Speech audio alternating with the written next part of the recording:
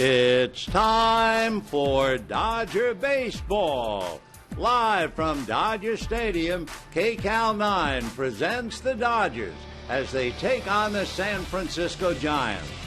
Hi, everybody, and a very pleasant Tuesday evening to you, wherever you may be. Giants and Dodgers. Giants have an edge. They've won 9 of 16, but the Dodgers come in with a 6-game winning streak for the third time this year.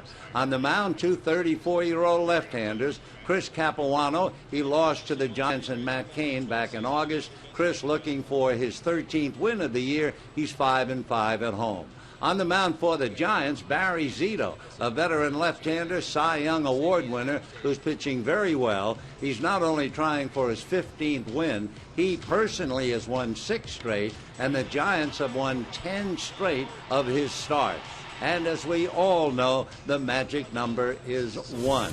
We'll get to our ball game. We'll keep an eye on the Cardinals. We'll have a whole lot coming up right after this.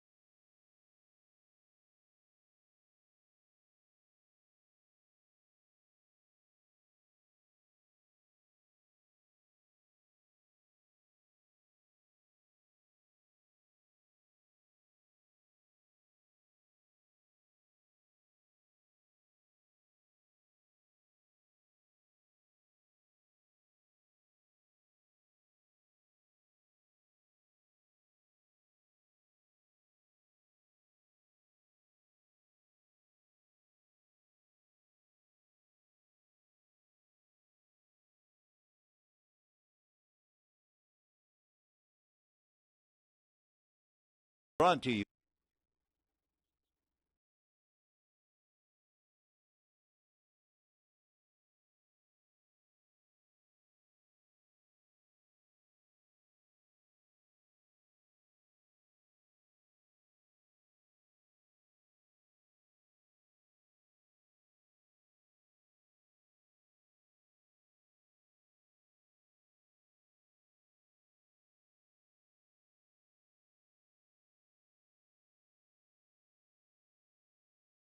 Brought to you by Jack in the Box, where the entire menu is available all day long.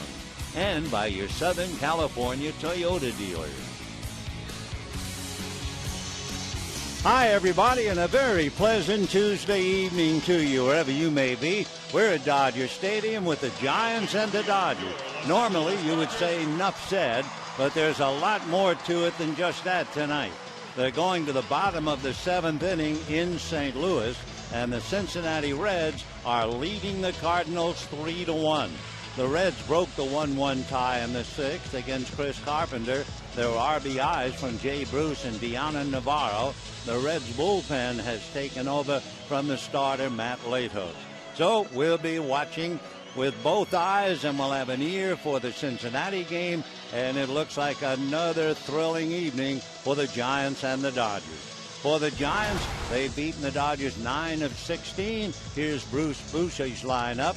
Angel Pagan in center field, Marco Scutaro at second base, Pablo Sandoval at third, and Buster Posey at first base. Hunter Pence in right field, Xavier Nady in left, Hector Sanchez behind the plate, batting seventh. Joaquin Arias will be the shortstop, and Barry Zito the pitcher. On the mound for the Dodgers, 34-year-old Chris Capuano, looking for his 13th win, picked up a victory Thursday in San Diego. He gave up 5 hits in 5 1/3 innings. He has struggled, however, against the Giants. He is 0-1 this year. He is 1-6 in his career, and he's lost 4 straight to the Giants. So for Chris Capuano, he's hoping to make a complete about-face tonight in the most important game that he has been asked to pitch this year. And as soon as we get more reports on the Cardinal ball game, we will pass them along to you. For the Dodgers, trying to move things after having won 6 in a row. Couple of notes going into the game. Only once in Major League history has a team been 2 games out of a playoff spot with 2 games to play and made the playoffs. It was that miracle run of the Colorado Rockies back in 2007. They were tied with the Mets, and both of them with 2 full games behind San Diego. And when it finally settled down, Colorado beat San Diego. They won 14 of their final 15 regular season games. They also swept the first 2 rounds of the playoffs, so they went into the World Series, did the 07 Rockies, having won 21 of 22, but they lost to the Red Sox in 4 games. So we'll see about the Dodgers. In order for the Dodgers to do it, they'll have to win their final 9 straight games. And the first pitch to Pagan is popped up. Adrian Gonzalez in fair ground just inside the chalk and makes the catch. So Angel Pagan, first ball swinging, pops it up. 1 down, and the batter is Marco Scutaro. Scutaro, about 5'10", and 1 or 2 inches would have decided last night's game.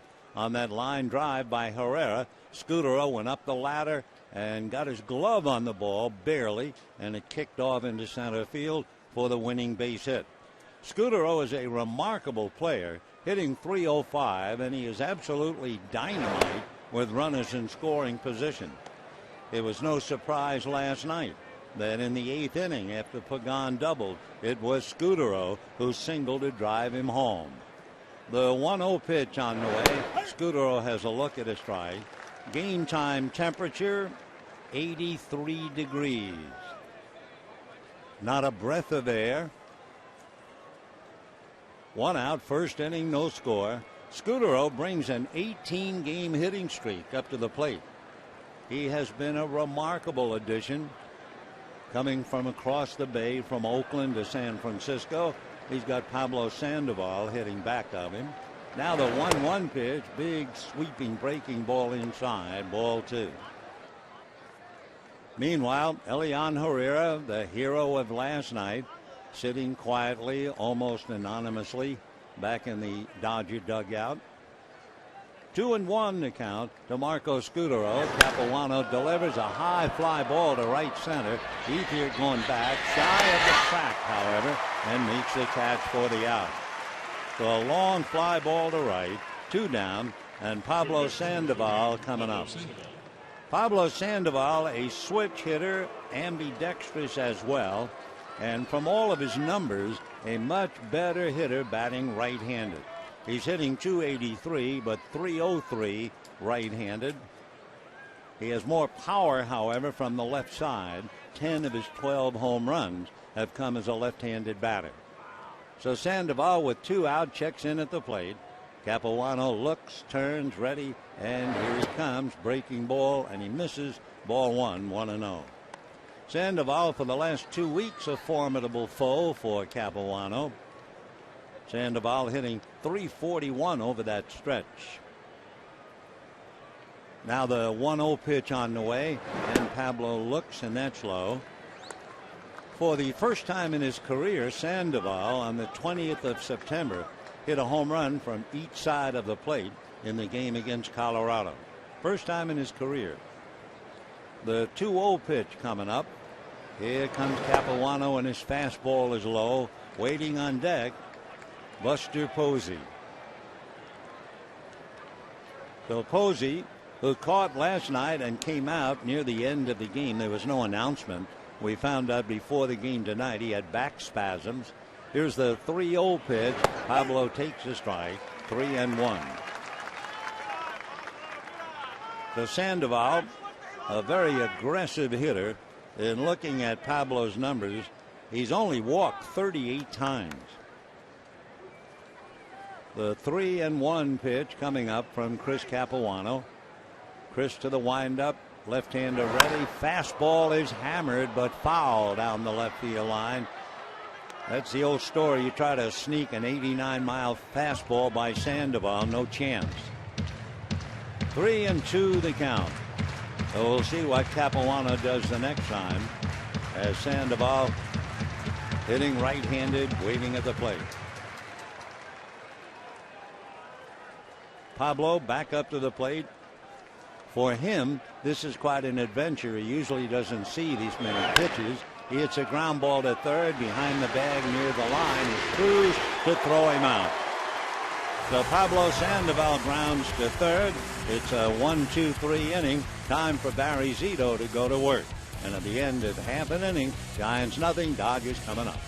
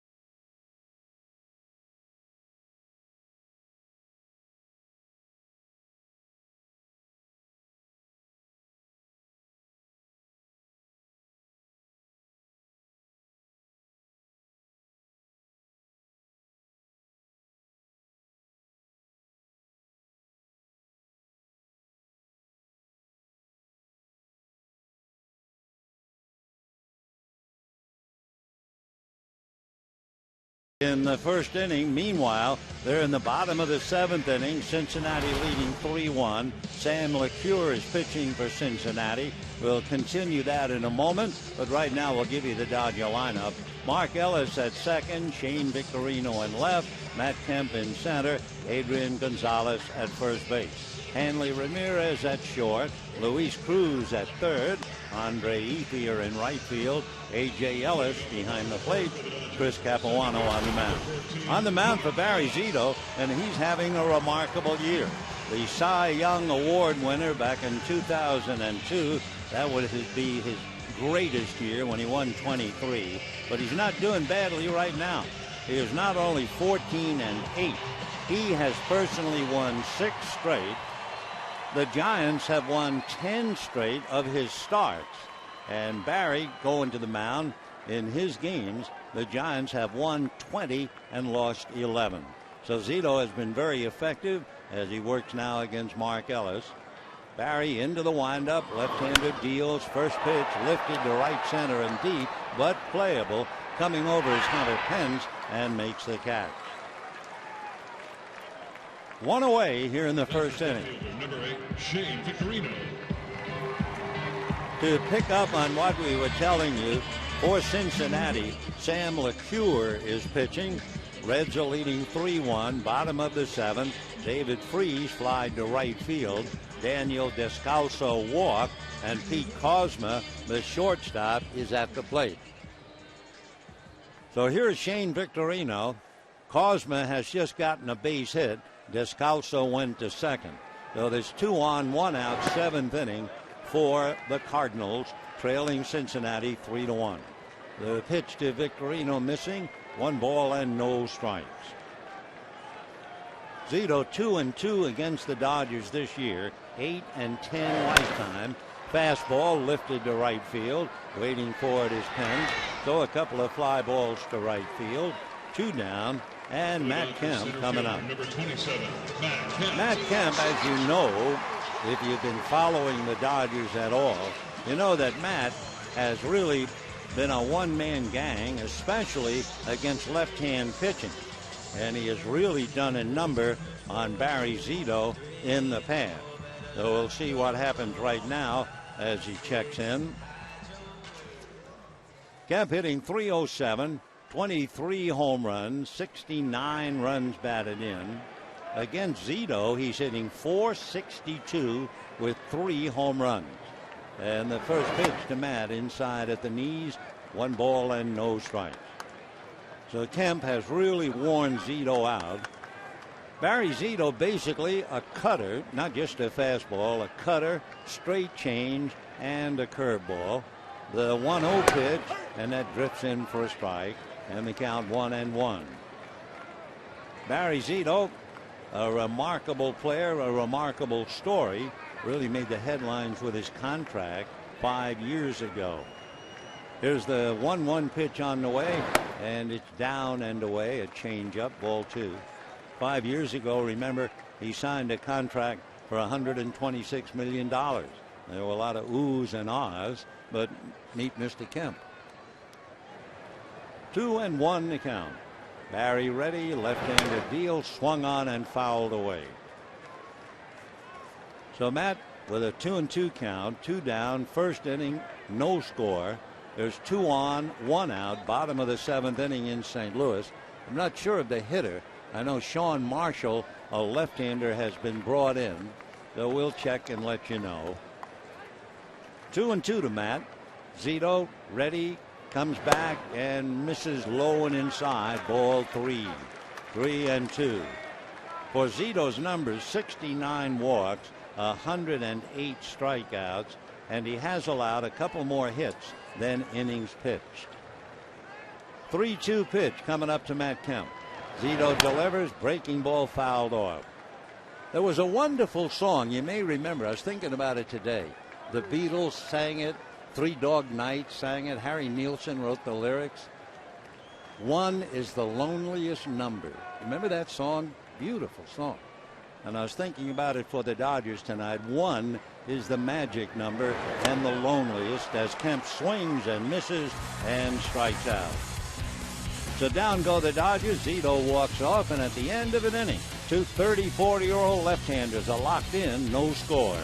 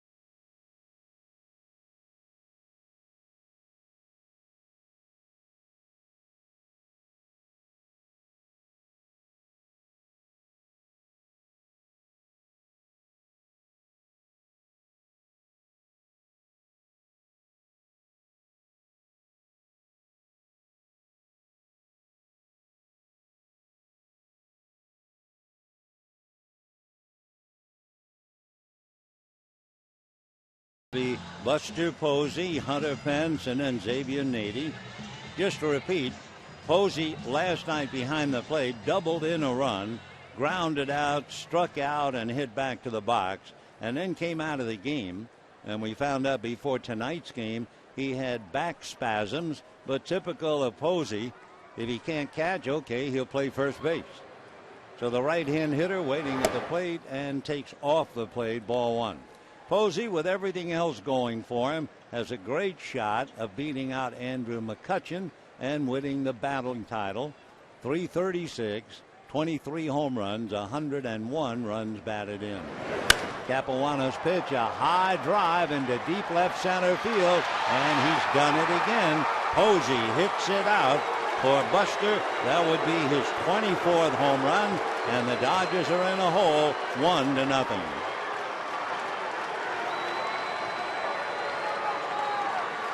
So Posey comes around, touching them all. The Dodgers watching to make sure. It seemed like such an effortless swing, and the ball just carried all the way. Oddly, and a Giant fan caught the home run. Now that's a touch of irony, and he holds the ball up. So 1-0 Giants. Posey got him out in front 1-0 last night, and the batter is Hunter Pence. Capuano ready and delivers. And way out in front of it is Pence guessing fastball as Posey sits down with a 1-0 lead. Capuano and Posey. Posey was hitting .429 against him. Now he's hitting .500 with 2 home runs against Capuano. We told you that Sean Marshall was brought in to pitch to Shane Robinson. Robinson hit a fly ball to right field.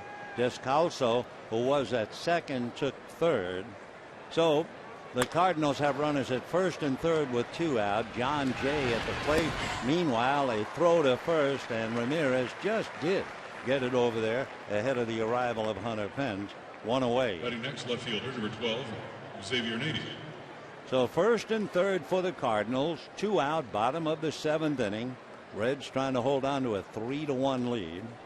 Capuano has just given up his 24th home run of the year to Buster Posey. So 1 away, and here's Xavier Nady hitting .193. He has 4 home runs, 13 runs batted in. Takes a pitch that misses, ball 1. We were talking about Xavier last night. What a great young player. Not that he isn't a good player now, but he never really reached the height people thought he would. He pops it up. One reason, he had Tommy John surgery twice and he was beamed. This time he pops it up to Hanley Ramirez, and we have 2 out in the second inning, and the batter will be Hector Sanchez. Hector Sanchez, a switch-hitting catcher. Kind of a nice kind of a guy to have on the ball club. And for a little over 2 weeks, he's hit .341, though he has elevated his batting average, .278, 3 home runs, 34 runs batted in. John Jay, with runners at first and third and 2 out, has just grounded to second for the 3rd out of the inning. And they're going to the 8th inning in St. Louis, and the Reds holding on to a 3-1 lead. And of course, as you know, 2 things have to happen. The Cardinals have to lose, and then the Dodgers have to win in order to make tomorrow a special day. The 1-0 pitch, the fastball swung on and missed, and the count 1-1 to Hector. Sanchez has started 48 games as the catcher and catching a lot of Barry Zito's starts. 1-1 pitch on the way. Sanchez taken high, takes ball 2. Breaking down his batting average, .299 right-handed, .267 left-handed. And of course, against Capuano, he's batting right-handed. 2-1 pitch on the way, off speed, lifted to straightaway center. Matt Kemp jogging in, settles under it, and makes the catch. So Buster Posey does what he does day after day and night after night. He leads the Giants, and at the end of an inning and a half, 1-0 Giants.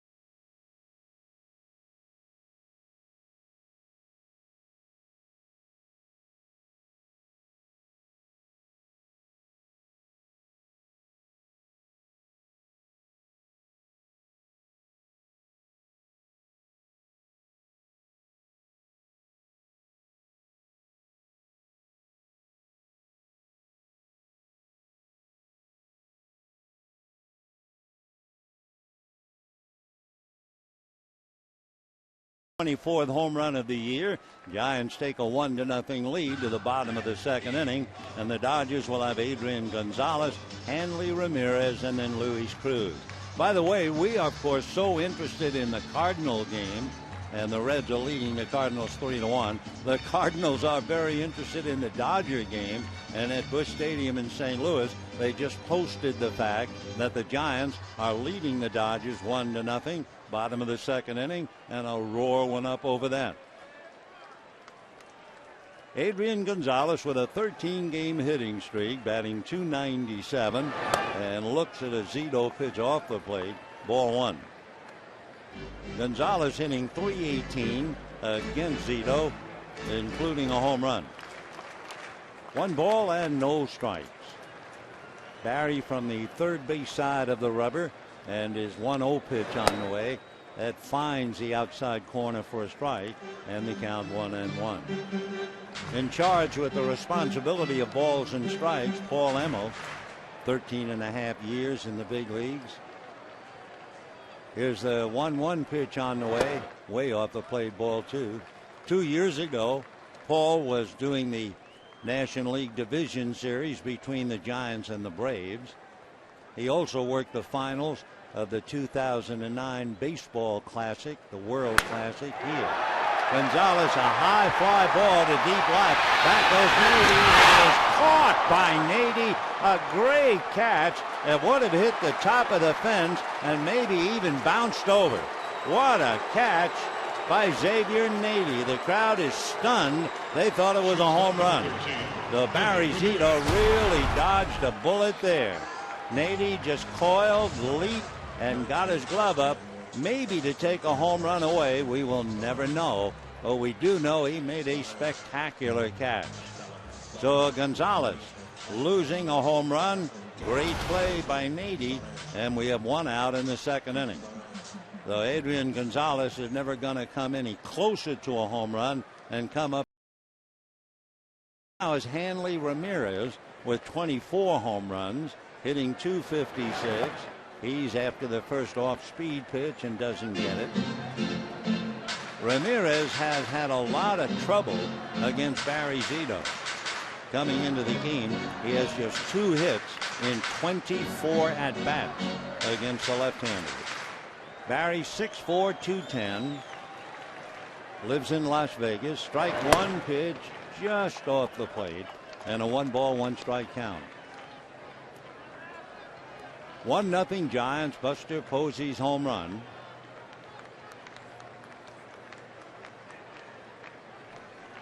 Now the 1-1 pitch on the way. Ramirez swings, hits it inside first, down the line.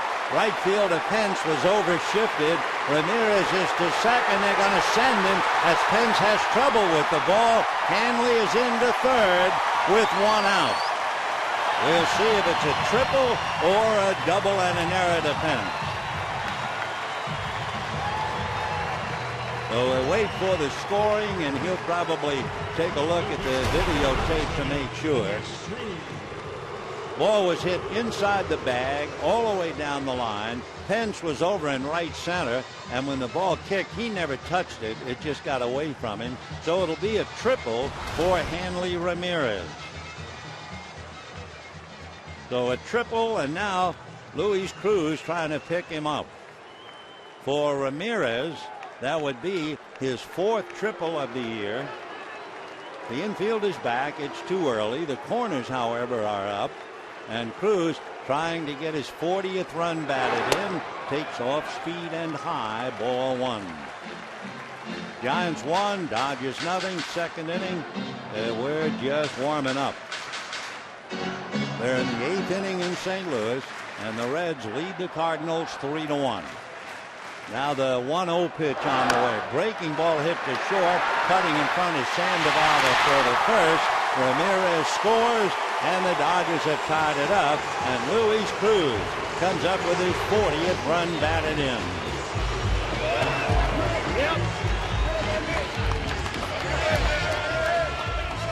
So we have a 1-1 tie here in the 2nd inning. Nice bit of hitting by Cruz to pick his man up.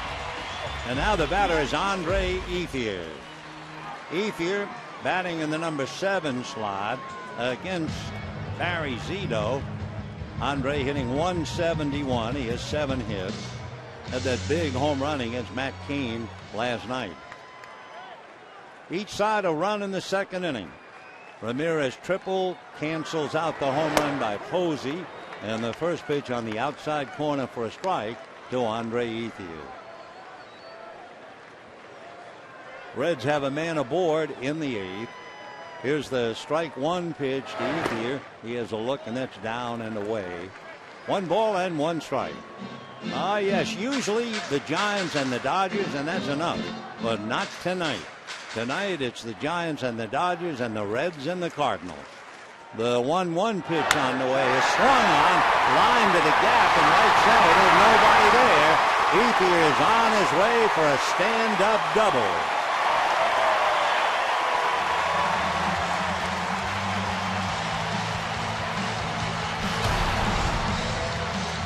So So Andre Ethier got a pitch out over the plate above the knees, whacked it into the gap in right center. By the time Hunter Pence got it back to the infield, Ethier was at second base.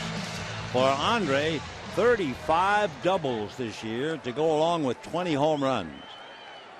And now the batter is A.J. Ellis, hitting .269, and they're going to take the bat out of his hands, take their chances with Chris Capuano.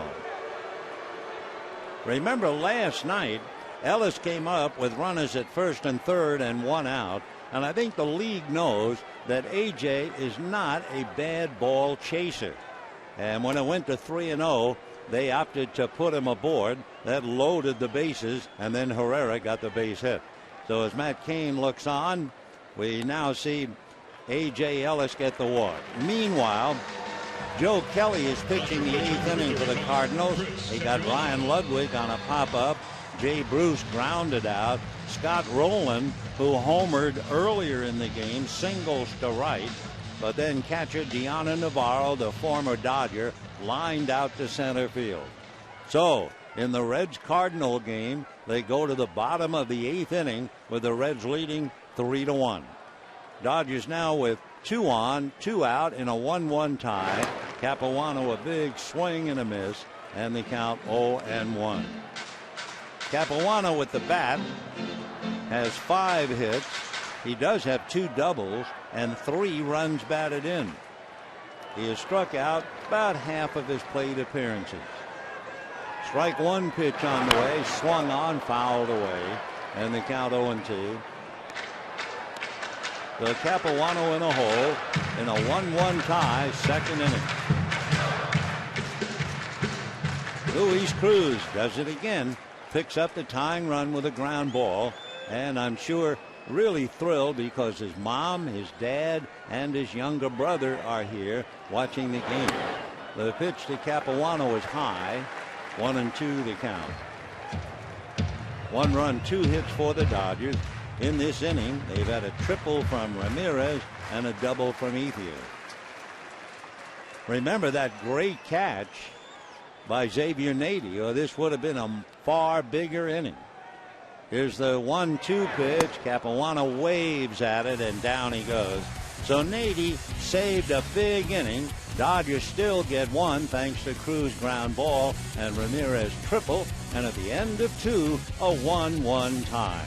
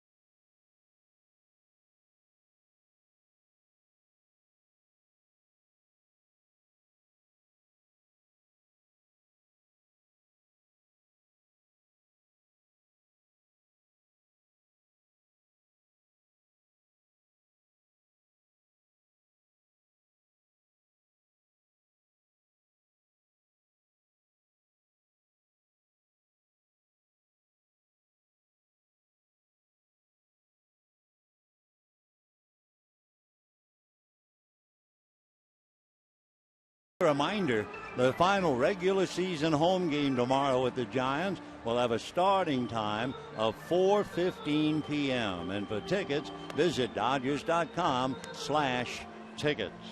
Hanley Ramirez triples in the second inning down the right field line. Luis Cruz ground ball picks him up, and the Dodgers have tied it up 1-1. A magnificent leaping catch by Xavier Nady took something away from Gonzalez, either a home run or an extra base hit. So the Dodgers wound up with 1. Meanwhile, the Giants coming up in the 3rd inning. Joaquin Arias will start it off. Arias playing over the left-handed hitting shortstop Brandon Crawford. So Arias gets a shot. And since the 1st of August, Arias hitting .324 and wearing out left-handers as well. So Capuano into the windup, and his first pitch is swung on and missed. In Cincinnati, Carlos Beltran led off in the bottom of the 8th inning and popped up to second base. That'll bring up Matt Holliday, followed by Alan Craig. Strike 1 pitch on the way is low. Jonathan Broxton, how about this one for irony? Jonathan Broxton has just come in from the Cincinnati bullpen to face Matt Holliday with Alan Craig on deck. And that's the heart of the lineup. Here's the 1-1 pitch, swung on, high fly ball to left center. Kemp goes to the track, watches, it clears the wall for a home run. Matt Kemp was waiting to play the carom off the wall, and it sailed into the bleachers. So Alex Arias gets a start tonight and hits his 5th home run, and the Dodgers are in a hole again, 2-1. So the Giants, 2 runs, 2 hits, 2 home runs. One by Buster Posey, and this one by Joaquin Arias. Beltran popped up. That brings up Matt Holliday and Alan Craig as Capuano ready and deals a strike to Barry Zito. So Arias hits his 5th, and the Giants are out in front again. 2-1 San Francisco. Now the strike 1 pitch on the way. Breaking ball hit over the mound, up the middle, behind the bag. Ramirez throws him out. Barry Zito losing a base hit, and a nice play by Hanley Ramirez to catch up to it over the bag. Number 16, one away, and Angel Pagan, who popped up, will be coming up. So that's a formidable spot in the Cardinal lineup with Beltran, Holliday, and Craig, and behind them Yadier Molina and David Freese. So we told you that Beltran popped up, but Holliday against Broxton had just singled through the right side of the infield, and that would bring up an RBI machine by the name of Alan Craig. So here's Pagan, and he takes outside, ball 1. Remember, if the Cardinals should win or the Dodgers should lose, it's over, and both clubs doing a high wire act tonight. 1-0 the count to Pagan, batting .286. He hits a line drive base hit into right field. So Angel Pagan, who had 7 hits in the last time we saw the Giants here, had a key double last night, and now a line drive single to right tonight. And Marco Scutaro coming up. Scutaro flied to right in the 1st inning. Remember, he has a 18-game hitting streak on the line.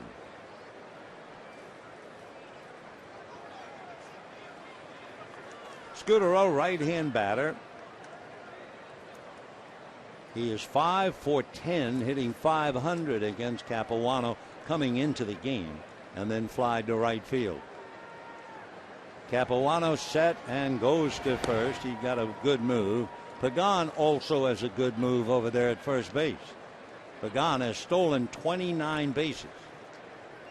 The Capuano has built a pretty good reputation of cutting down a running game, so there'll be a battle inside the WAR here.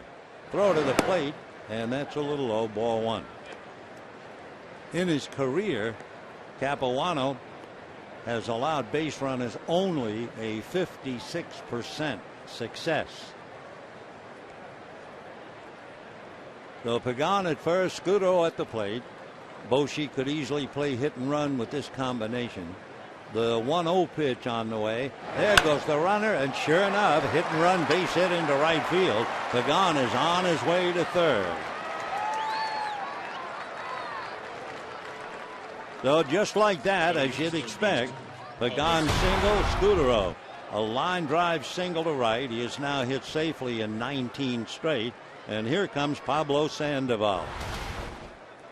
With one on and one out in St. Louis, Alan Craig came up against Jonathan Broxton and hit into a double play, 4-6-3. So they're going to the ninth inning, and it's still 3-1 Cincinnati. A.J. Ellis out to the mound to talk to Capuano. 2 runs, 4 hits for the Giants. 1 run, 2 hits for the Dodgers. Now Rick Honeycutt is going out to the mound. Pablo Sandoval, and of course this is what the Dodgers have to think about. Sandoval has grounded into 12 double plays.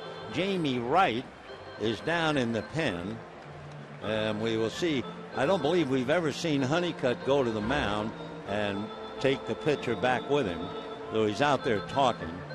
Sandoval, with his 12 double plays, 7 hit right-handed. And of course, hitting back of him is Buster Posey. So we'll repeat. Alan Craig hit into a double play in the bottom of the 8th inning. So they are going to the 9th inning in St. Louis.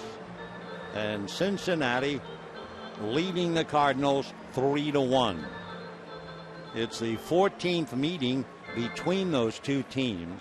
The Cardinals have won 7 and the Reds have won 6. So they play each other very, very tough. All right, here's Sandoval, grounded to third in the first inning. Capuano, a high set, left-hander deals, and the fastball is low, ball 1. Naturally, he'd like to keep Sandoval to hit the ball on the ground. Pablo backs out, looks down to Tim Flannery for the moment. And the Panda, as they call him, hitting .282. Capuano out of his stretch, and the 1-0 pitch instead a throw to first. And looking at the past, Chris Capuano facing the Panda. Sandoval was 5 for 9 coming in. So even with grounding out, he's 5 for 10 against Capuano. The 1-0 pitch on the way, outside, ball 2. And of course, everybody in the ballpark is well aware of the presence of Buster Posey on deck. And Don Mattingly, I assume, has Jamie Wright up and would call him in with the bases loaded, perhaps, to face Posey. Though a tough spot. Here's the 2-0 pitch to Pablo Sandoval. Capuano delivers a line drive, short hop at third. They're going to get one. They're going to get a double play. It was a sinking line drive. A diving catch by Luis Cruz turns it into a DP. A big play by the kid at third, on his knees to start it. The Dodgers dodge a bullet. However, they do give up a run, and at the end of 2.5, 2-1 Giants.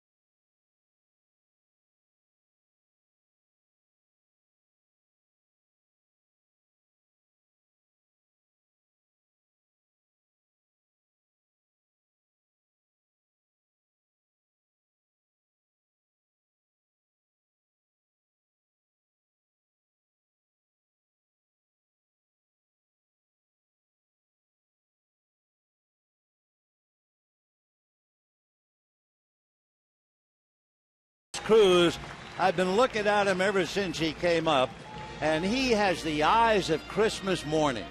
Of all the little kids you ever saw opening up a package Christmas morning, it's Luis Cruz, and he just made a dazzling play to not only take a base hit away from Sandoval, but turn it into a big double play.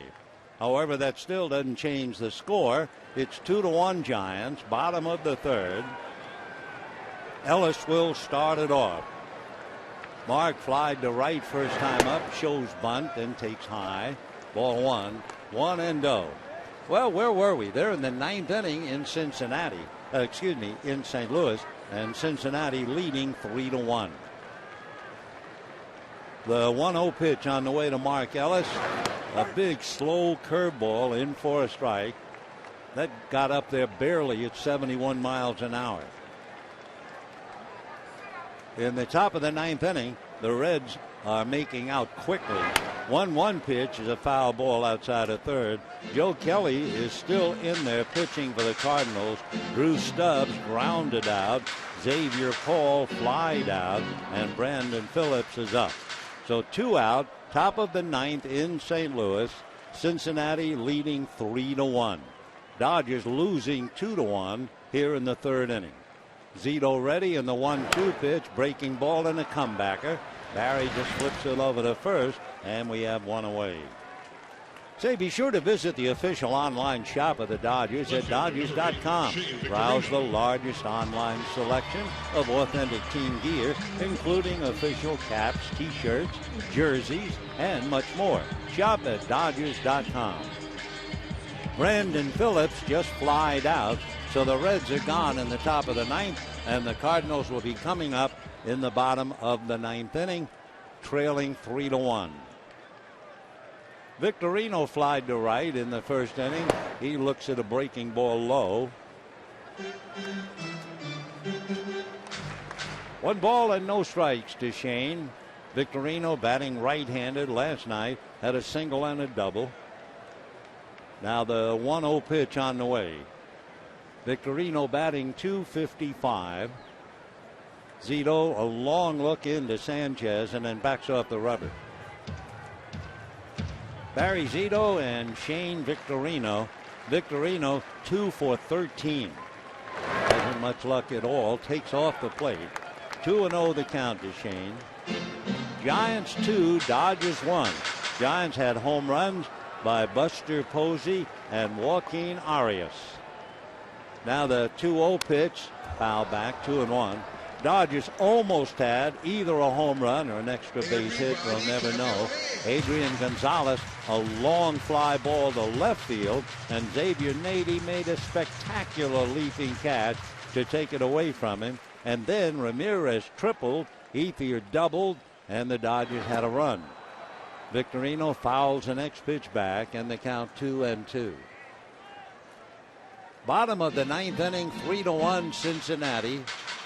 And we'll see about who's coming up for the Cardinals. Probably Yadier Molina. Yep, it's Molina, then Freese, and Descalso. So we'll tell you all about it. 2-2 pitch on the way. Breaking ball in the dirt. 3-2 the count. Yadier Molina, who will probably win the MVP award in the National League. They're saying that Wade Miley of Arizona would be the rookie of the year. We'll see. 3-2 the count. Zito from the third base side of the rubber looks into Sanchez. And the 3-2 pitch, a check swing, and I think they're going to punch him out. Yep. Strike 3 called. Jerry Lane on the third base side watching first base umpire Larry Vanover ring him up. So Shane tried to hold up, couldn't do it. And you can see on television the bat went way out in front. So Victorino strikes out, 2 down. Aroldis Chapman has just come in to try and close it up for Cincinnati, relieving Jonathan Broxton. So Chapman, who remember can throw as high as 100. They finally sat him down when he was losing his velocity, and now he's back in, and he's in a big game. Matt Kemp takes high, ball 1. So Molina, Freeze, and Descalso. Coming up in the ninth inning, Reds 3, Cardinals 1. Matt Kemp struck out in the first inning. The 1-0 pitch to Matt. Breaking ball fouled away. 1-1 to count. Little cutter that came in on the hands. You're not going to see what you would call big fastballs from either Capuano or Zito. Both veterans, each 34. Now the 1-1 pitch on the way, and that's a little high. Came in there at 85 miles an hour. 2-1 to count. So Zito and Capuano in a tough one. 2-1 Giants in the third. Now the 2-1 pitch to Matt Kemp. Zito delivers, breaking ball in there for a strike. We know that Capuano has given up a lot of home runs. Barry Zito has given up 20. Capuano has given up 25. Now the 2-2 pitch. Breaking ball got him swinging. So Kemp strikes out a second time against a pitcher he used to wear out. And at the end of 3, Giants 2, Dodgers 1.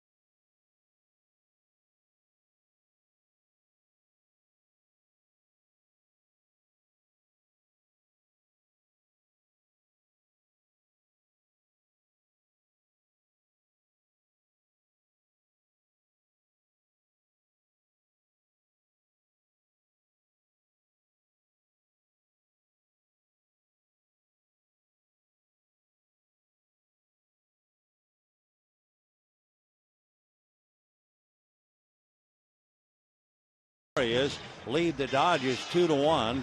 Dodgers had a triple by Ramirez, cashed in when Luis Cruz grounded out. We told you Aroldis Chapman, the hard thrower, came in for Cincinnati to pitch the ninth inning. One of his first pitches to Yadier Molina was clocked at 101 miles an hour. And the next pitch, Molina fouled out to first base. So there is one out, bottom of the ninth inning. And the Reds leading the Cardinals 3-1.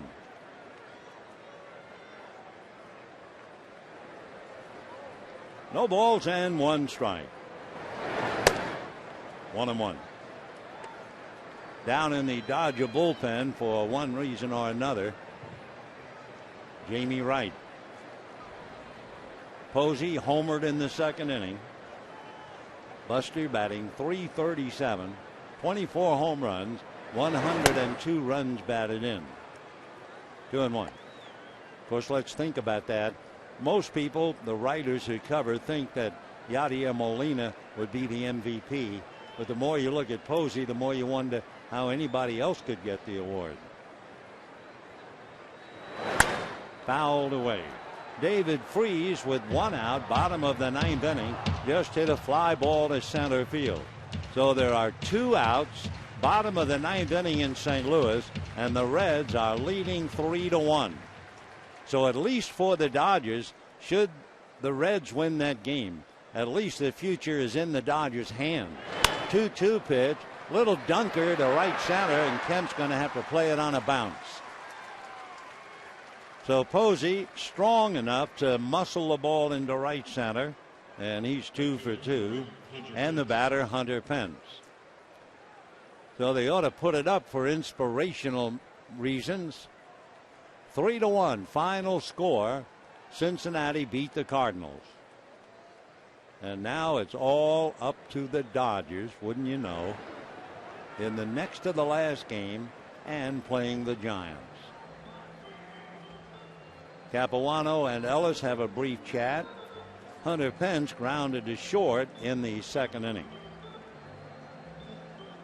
Remember, Capuano got out of a jam first and third, 1 out in the third inning on that spectacular stop and start by Cruz to get the double play on Sandoval.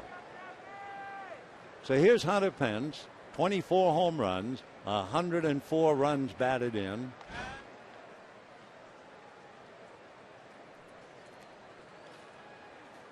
Posey does a lot of things very well. He does not steal bases. Now, A.J. Cruz got a whistle, and Don Mattingly coming out. So let's see. You have Pence and Nady, right-hand batters coming up. Capuano has allowed 2 runs and 5 hits in 3 innings. Now, Mattingly went to the mound last night and did not lead with the pitcher. So we'll see what he does right now, talking to Capuano and the infield.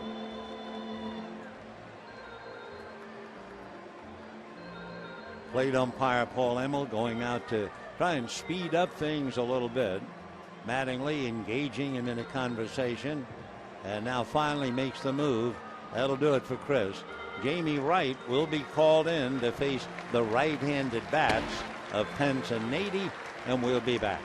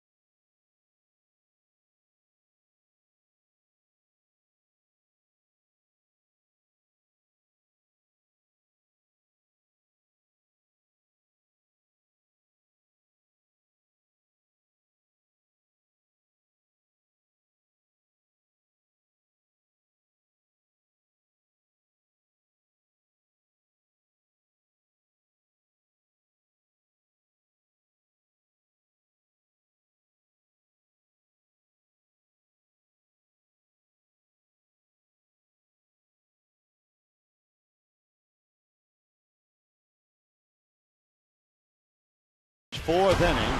Buster Posey's at first. Last out in St. Louis was a rising fastball to Tony Cruz. Remember, we told you that the very first pitch was 101 miles an hour to Molina. The last pitch to pinch hitter Tony Cruz, a 101 mile an hour fastball. Wow. So the lead right now, 1.5, but it really doesn't mean anything. It is strictly up to the Dodgers. And, of course, you always hear about that. If it was just in our hands, well, it is in their hands. And it's in the hands of Jamie Wright in relief of Chris Capuano. Capuano has struggled in the past against the Giants. He was 0-1 against them this year with an ERA of 6. 1-6 against the Giants in his career. So it's not an upset that Chris has to come out. Now let's see about Hunter Pence facing Jamie Wright. 2-1 Giants, fourth inning. And a strike, 0-1. Hunter Pence 1 for 6 in the past against Jamie Wright.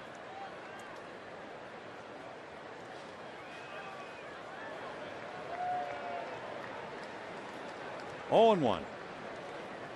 We told you that Posey does not steal bases. He has one, and he's been caught once. But you have to figure if he's going, it's really part of a hit and run play. Fouled away. 0-2. So the Reds do the Dodgers a favor, but more than that, they do themselves a favor. Remember, the Reds and Washington are battling it out, each with a winning percentage of .600. Washington 96 and 64, and the Reds, by winning tonight, 97-64.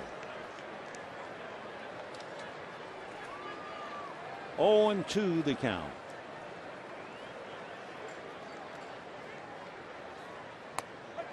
Got him. Fastball at 93. Penn saying, wow, meaning he thought it was way low. You take a look. Look where Ellis is. Well, it was around the knees. I think he looked at where Ellis caught it, but if it crashed over the plate, it was right about at the knees. So down goes Pence, one away, and now Xavier Nady. Boy, what a play he made on Gonzalez in the second inning. And you may remember last night, it was Nady throwing Gonzalez out at the plate in the sixth inning. So he has made his presence felt. 0-1 to count.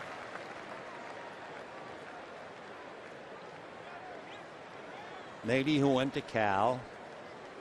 By the way, in talking about Cincinnati winning, Washington kept pace. The Nationals beat Philadelphia 4-2, so each team has won 97. 1 ball and 1 strike. On deck, the switch hitting catcher, Hector Sanchez.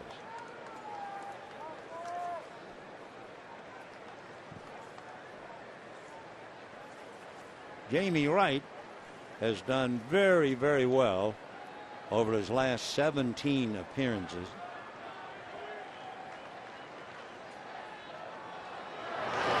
Fastball, chopper to Ramirez, to Ellis. He will turn it, and they get the double play. Consecutive innings, consecutive double plays. 6-4-3, and we're heading to the bottom of the fourth. Giants 2, Dodgers 1.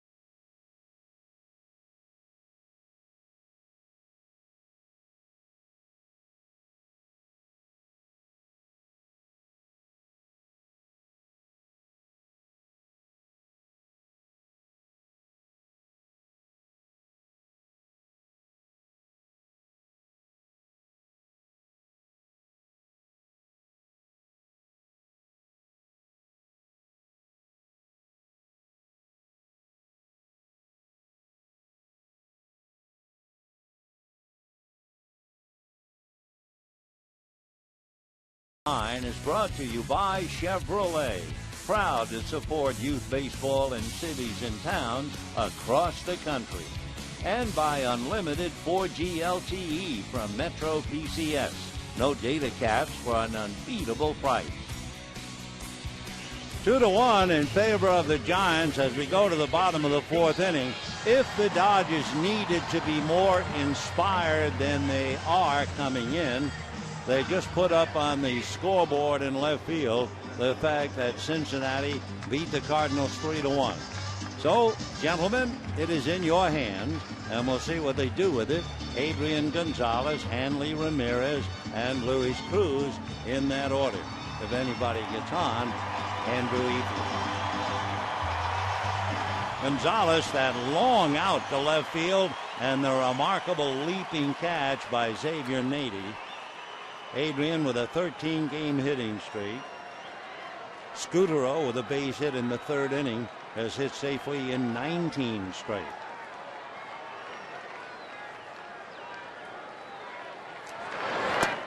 First pitch a strike, 0-1. Ramirez is triple. Got the Dodgers their run. He's on deck. 1 ball and 1 strike. Gonzalez came into the game hitting .318 against Zito with 14 hits and a home run, and he almost hit another. 2-1 Giants, bottom of the 4th. 1-1. 1-2.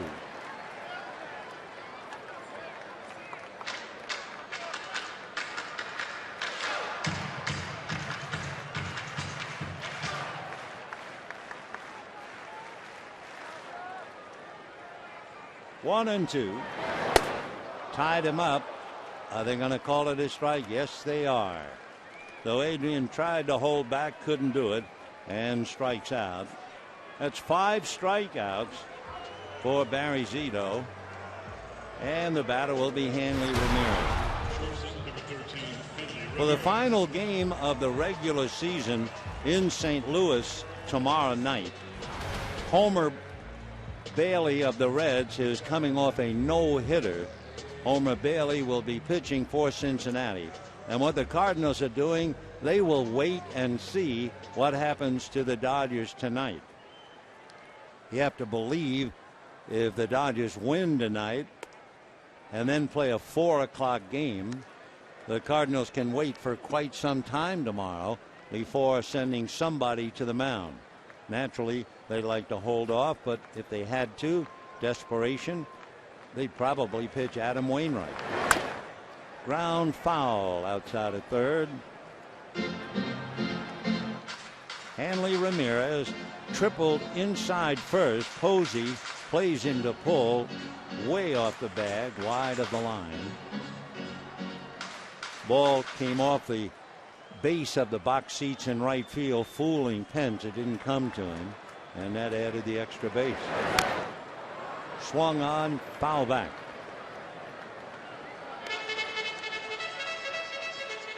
Hanley hitting .258, 24 home runs, 92 runs batted in.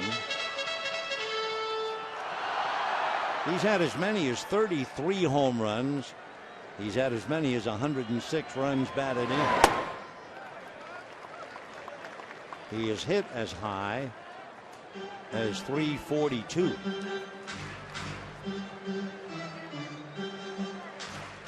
Two and two to Hanley Ramirez.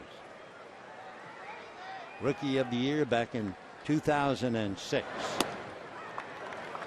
You may or may not remember he was the batting champion in 2009 when he hit .342. So Jeffrey Loria had a necklace made. 394 diamonds were used to shape out the numbers 342. Nice gift. 3-2 to Hanley.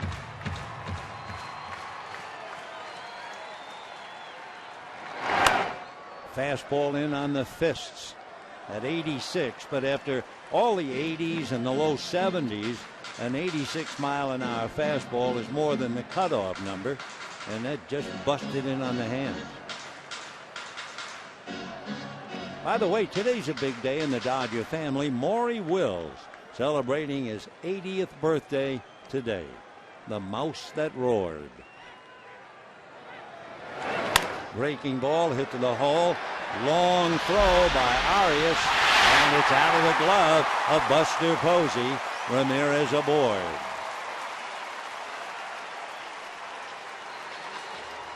It will go as a base hit. The long throw by Arias from the rim. And then Posey unable to handle a hopper. So they give Ramirez a base hit. He's 2 for 2. Tying runs aboard. And the batter will be Luis Cruz.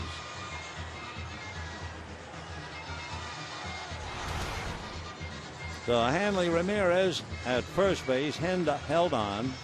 Hanley, by the way, has stolen 20 bases.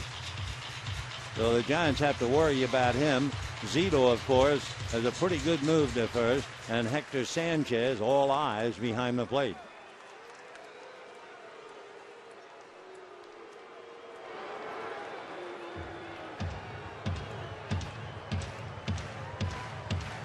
Two runs, 5 hits for the Giants, 1 run, 3 hits for the Dodgers, and we're in the 4th. The Reds beat the Cardinals. The Dodgers are still alive. And they got him picked off. Posey, and it gets away. Scutaro was right there, and for whatever reason, it went off his glove. They had him hung out to dry. Posey appeared to make an accurate throw. And Scutaro just wasn't so intent to make a tag. He came up with a glove full of empty. So Marco, I'm sure, will draw the error. We'll wait and see. Huge play. Tying run at second base with 1 out after Zito had picked him off. So here is young Luis. And a strike, 0-1. They haven't changed the line score up on the board, so we'll wait. I mean, Hanley was definitely picked off, and Scutaro should have had him easily. 0-1. And that's popped in the air, back a third, down the line, coming in and over is Nady to make the catch. The Cruz, a fly ball, and that'll bring it up to Andre Ethier, who doubled the right center in the second inning.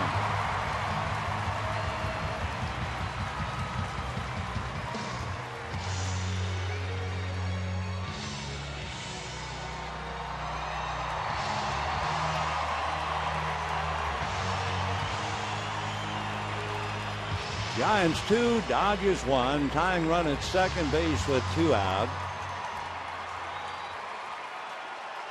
They have not heard anything, and we're waiting in case you're keeping score. And what they're going to do, and it's generous scoring, they will give Ramirez a stolen base.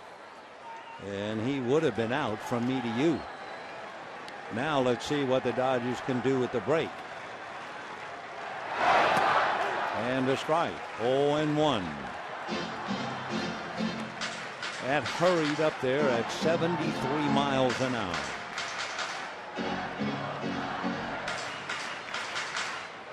We want to talk about, and it's an old expression, crafty left-hander. It's Barry Zito.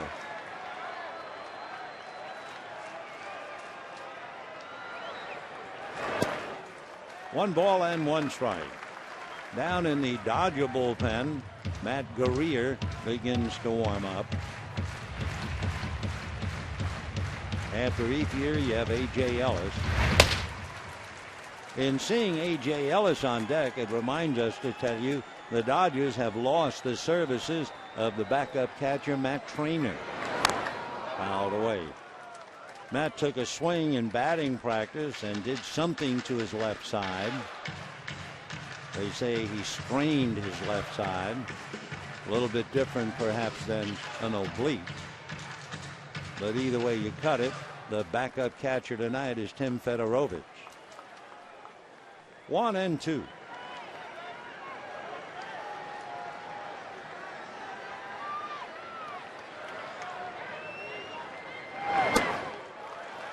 Just trying to show a fastball. He almost threw it away.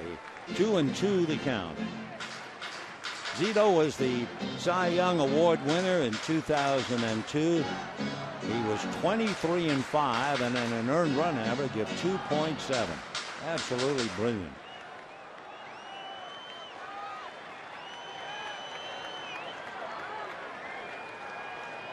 2-2. And fouled away down the line, out of play.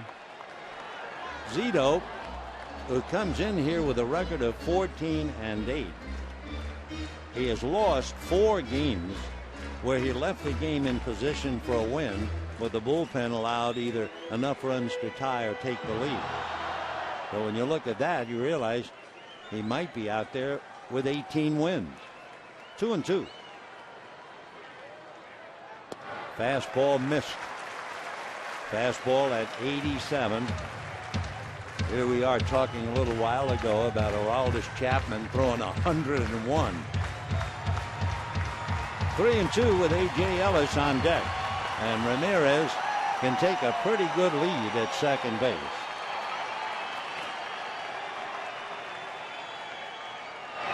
Curveball pulled foul. And that curveball only 74. They always talk about stay back on the ball. And the temptation with Zito is to fire early.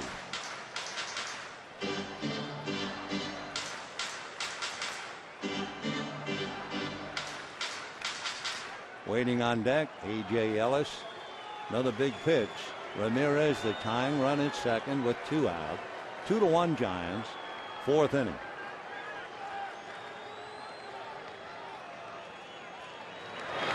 Got him. It was an 88-mile-an-hour fastball up around letter high, and down goes Zito. By the way, 6 strikeouts for Zito, and at the end of 4, 2-1 Giants.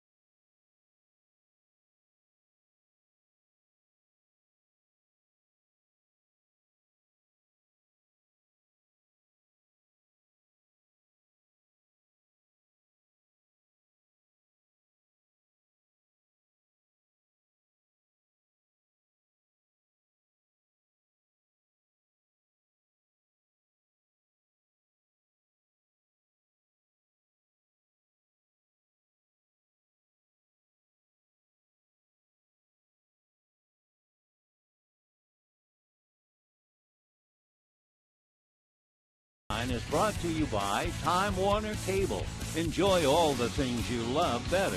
Internet, TV, and home phone from Time Warner Cable.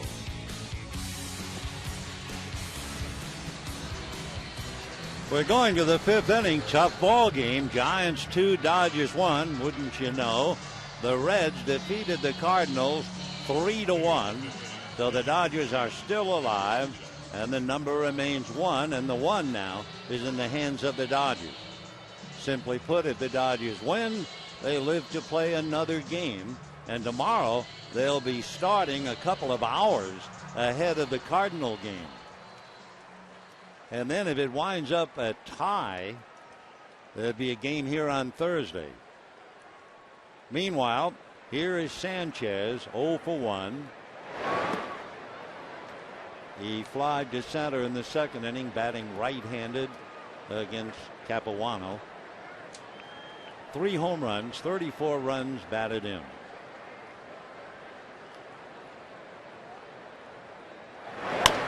And that's going to be a flare, and it should drop, and does.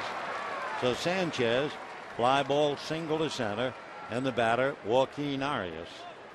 You know, for exclusive access to the Dodgers all year long, head to Dodgers.com/connect. You can follow them on Twitter and Instagram. You can like them on Facebook, sign up for mobile alerts. You can stay connected to the Dodgers by visiting Dodgers.com/connect. Here's Arias. Joaquin Arias homered in the third inning. He has 5.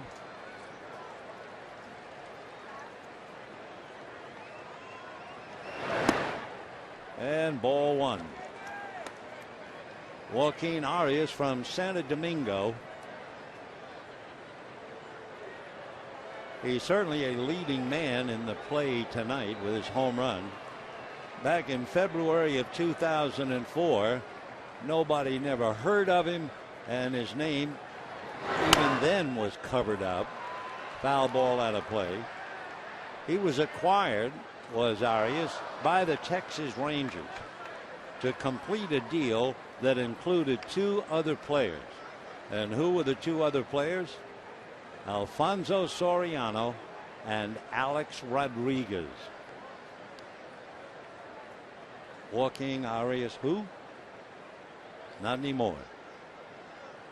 He's been with the Rangers, the Mets, and the Giants. 1-1.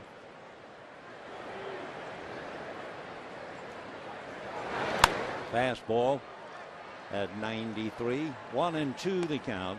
Arias 6'1", 170. Just turned 28. He was originally drafted by the Yankees back in 2001. And he was at the time the player to be named later. Well, he's helping the Giants lead 2-1. Ground ball slowly. Cruz goes back to second just in time, and a great stop on the dead run by Mark Ellis. Wow, what a gamble. And Posey's going to go out and argue. The throw to second so close, and look at Ellis. And of course Posey's going to say he was off the bag. There's no way he could have caught that ball and stayed on the bag. Let's see. Keep your eye on that left foot. Take another look from another angle. Can't really tell, can you? Was that book making contact? Well, whatever. Posey's going to lose the argument. Dan Bellina, the second base umpire, calls it. Very close play. Pitcher, number 75, Barry Zito. So 1 out, and here's Barry Zito, grounded to short in the third inning. 2 runs, 6 hits for the Giants, 1 run, 3 hits for the Dodgers. Zito has 2 runs batted in. The big thing about Barry, he makes contact. He has only struck out 10 times. And the throw goes away. And so down to second base goes Arias on the throwing error charge to Damie Wright. So the Dodgers got a huge break on that close play at second, only to have Wright throw it away the wrong side. No way Adrian Gonzalez could handle it. It almost hit Roberto Kelly. So the pickoff error charged to Wright. Now Zito with 1 out. As we said, he has only struck out 10 times, and he's had about almost 70 at bats or plate appearances. Strike on the corner. 0-1. By the way, tomorrow's game at 4:15. Win or lose tonight, Clayton Kershaw will pitch for the Dodgers. That's a strike. 0-2. Angel Pagan, who has been such a thorn in the Dodgers side all year, is on deck, and he's 1 for 2 tonight. 0-2 to Zito.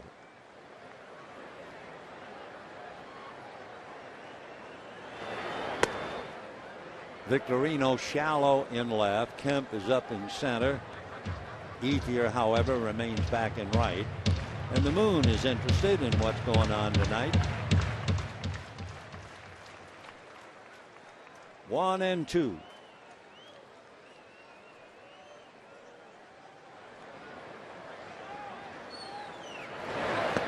Got him.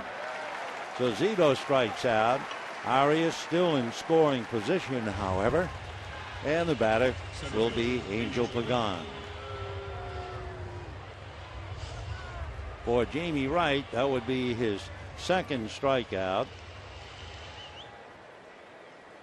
Pagan popped up, single to right, hitting .287 with 8 home runs, 56 runs batted in. Pagan is from Puerto Rico, and they will take the bat out of his hands, but they've got another problem. Marco Scutaro on deck. So Pagan getting the intentional walk, and Scutaro, who's single to right, and he now has hit in 19 straight. Scutaro coming up. When the Dodgers come up in the bottom of the 5th inning, they will have A.J. Ellis. Then we'll see about Jamie Wright and then Mark Ellis. So 2 on, 2 out, and Scutaro.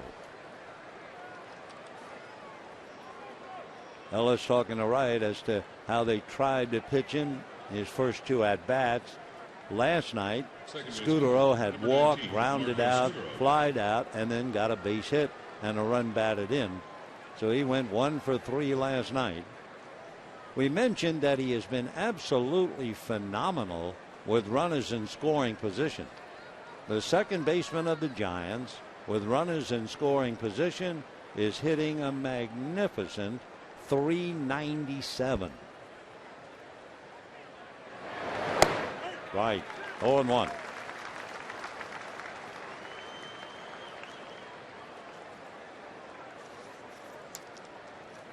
Scutaro from Venezuela, lives in Miami. He was originally signed by the Cleveland Indians. 1-1.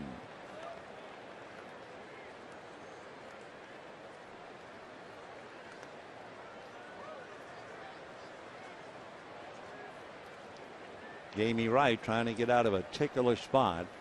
2-1 Giants. 5th inning. 2 down. Time. And we know a lot of people join in the beginning, in the middle, and the end, so we'll repeat it every now and then. The Reds beat the Cardinals 3-1.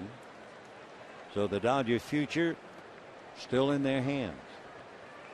1-1. Fastball, ball 2.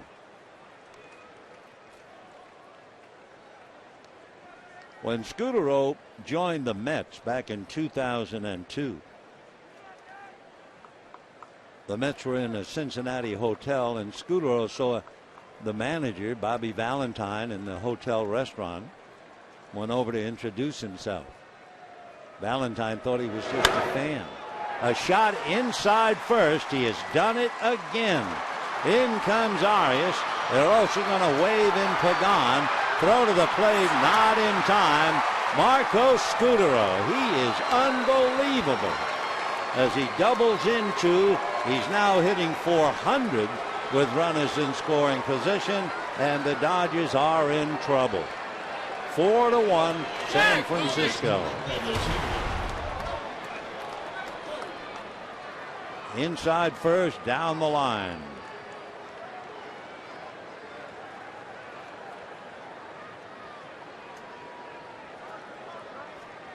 So the batter now, Pablo Sandoval, grounded to third, rounded into a double play. When Valentine met him, Valentine said, do you live here? What do you do for a living? Scutaro said, I'm your new second baseman. Oh, well, they know him now. Marco Scutaro. He's 37 years old come the end of October, and he is really a golden acquisition. He was with the A's, the Red Sox, the Rockies, and the Giants. 4-1 San Francisco. Matt Guerrier up again. Dodgers certainly can't wait around now. And ground ball base hit to left field. Here comes Scutaro. They'll hold him on a strong throw from Victorino. So Sandoval a single to left. First baseman, number 28, Buster Posey. And here comes Buster Posey, and no place to put him with Hunter Pence on deck.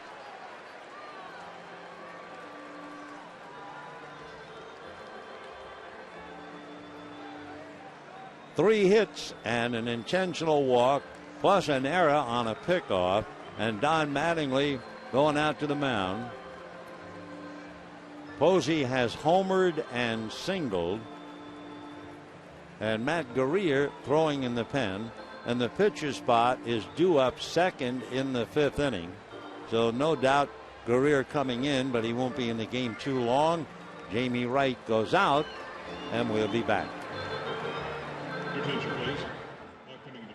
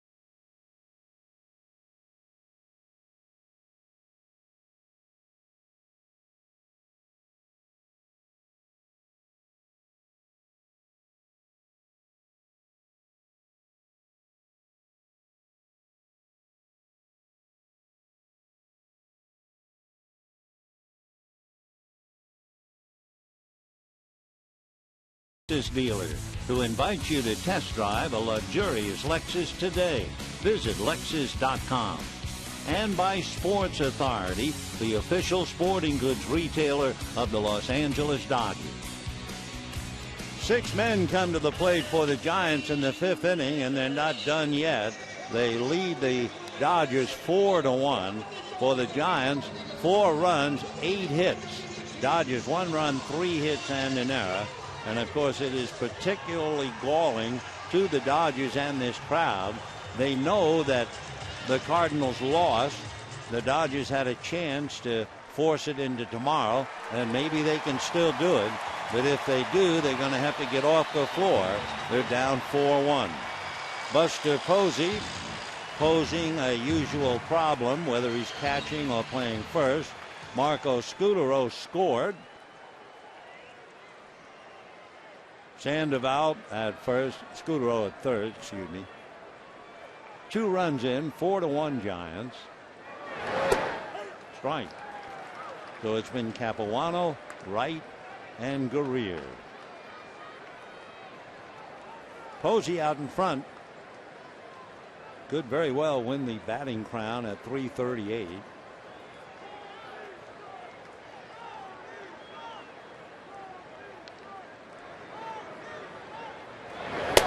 Of course, Posey is a catcher, but he's a catcher first baseman. You'd probably have to go back on the books a while to find a catcher who won the batting championship in the National League.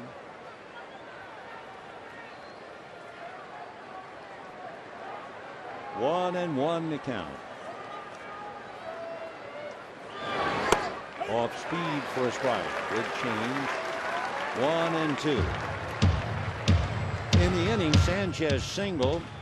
Arias hit into a force play. Big gamble. Dodgers got a call going their way. Then a pickoff error by Wright.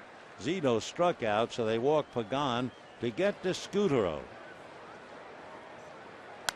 fouled away. And even though Pagan had given the Dodgers a bad time, when you challenge Scutaro, you realize he's one of the clutch hitters in the league. And sure enough, he responded and doubled in two. Hitting .400 with runners in scoring position. He's broken it open. 4-1 Giants, fifth inning.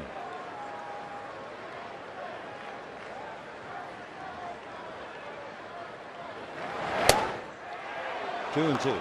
I always marveled at how Posey can be such a very good hitter and a power hitter and still drop the end of the bat while waiting for the pitch. He'll go parallel and then it'll dip even more. There it goes. And there he goes. However, Posey strikes out, but Scutaro scars the Dodgers with two, and it is 4-1 Giants.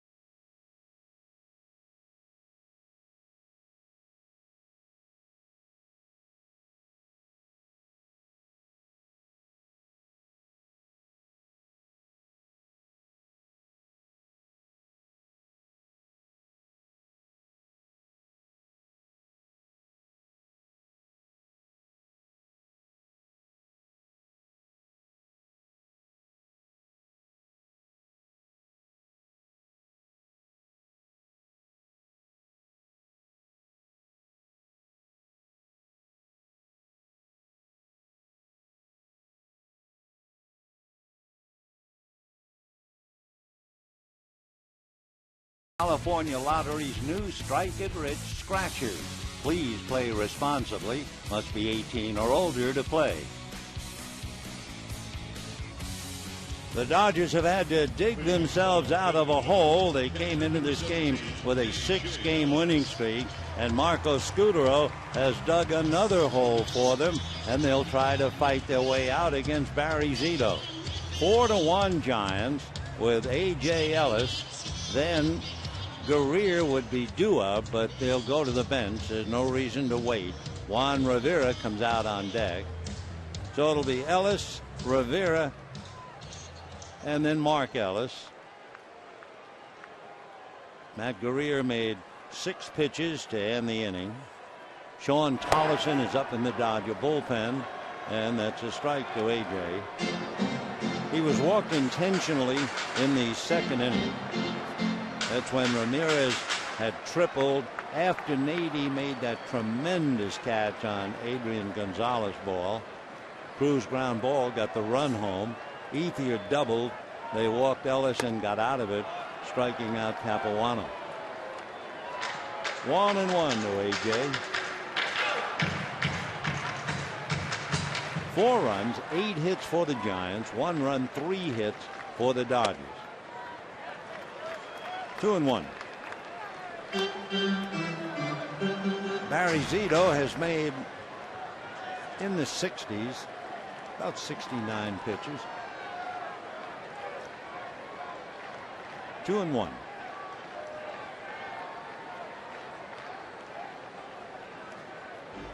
Zito barely on the rubber as far as he can get to the edge of the third base side.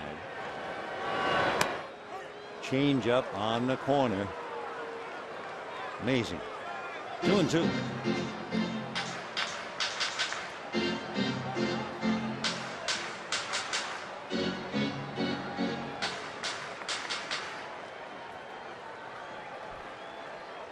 2-2 Breaking ball grounded to Sandoval. 1 away. Now Juan Rivera. Rivera against Barry Zito. Hitting 200. He has 7 hits and 1 home run against the left-handers. Each side scored in the second. Giants got a go-ahead run in the third, and then 2 huge runs in the fifth.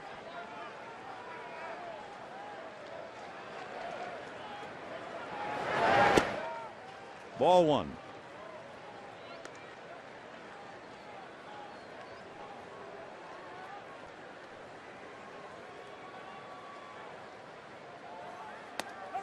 That's that changeup, just floats that thing in there. 1 ball and 1 strike. He seems to be able to hit either corner or any part of home plate with that change.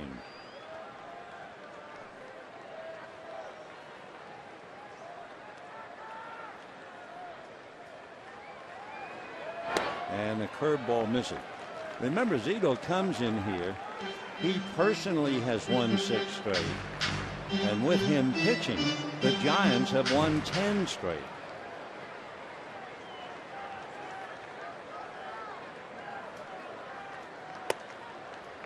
Ball 3.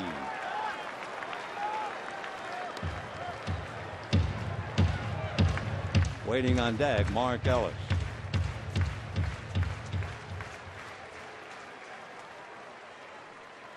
Remember, Zito last year was 3-4. And that's going to be lined to center for a base hit. So Rivera off the bench for a single, and the batter Mark Ellis. Just a reminder that the final regular season home game is tomorrow with the Giants at a somewhat unusual hour, 4:15 p.m. For tickets, visit Dodgers.com/tickets. Clayton Kershaw, win or lose tonight, they say, will be on the mound tomorrow.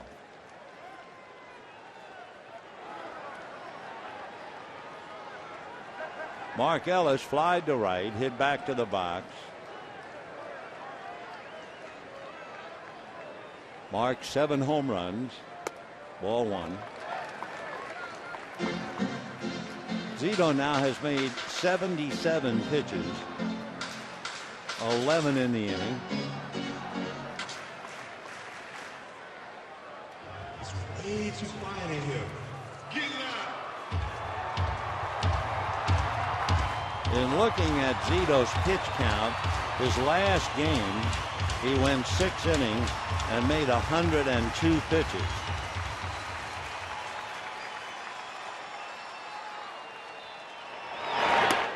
And a strike. You have to go all the way back to the beginning of the season where he made 114 pitches.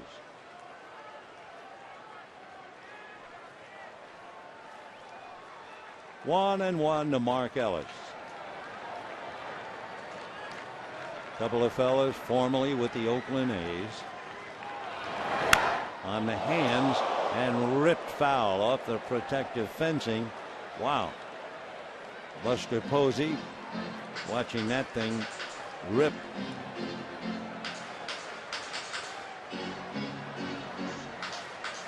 One ball and 2 strikes to Mark Ellis.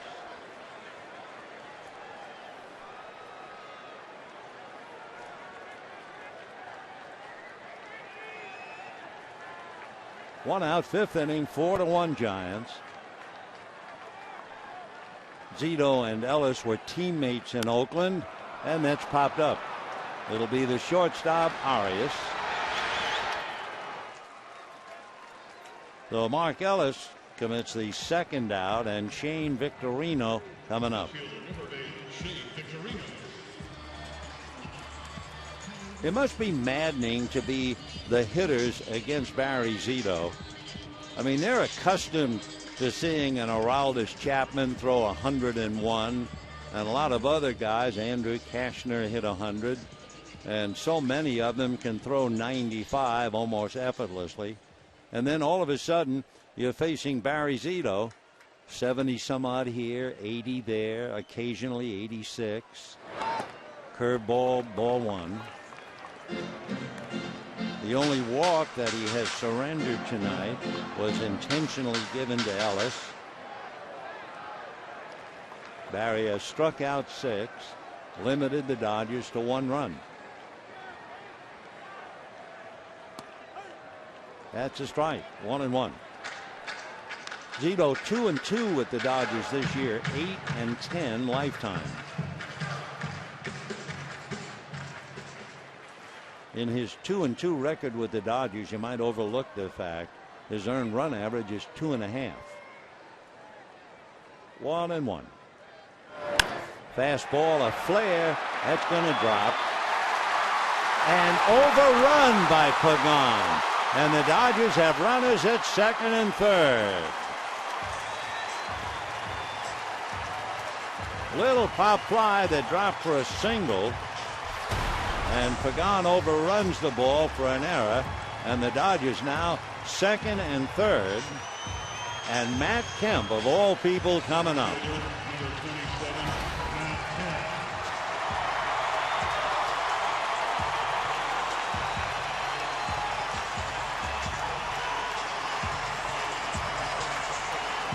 Matt Kemp came into this game having beaten Zito like a drum, but not tonight.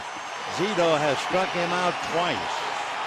So this is a huge matchup, and Zito tying the laces on his right shoe as the crowd stands and applauds.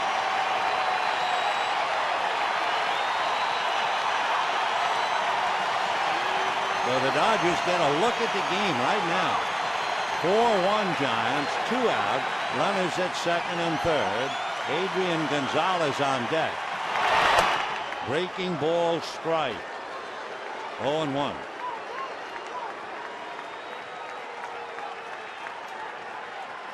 Normally you might say to yourself in a normal game, wait a minute, Matt Kemp kills our pitcher. Why don't we put him on and go left-handed versus left-hander?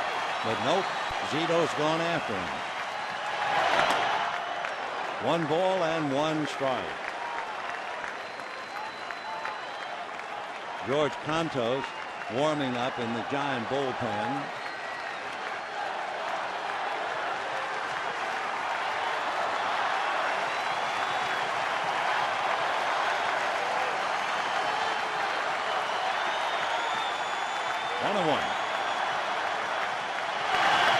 Fastball hit off his shin, picked up by Zito, throws and gets him.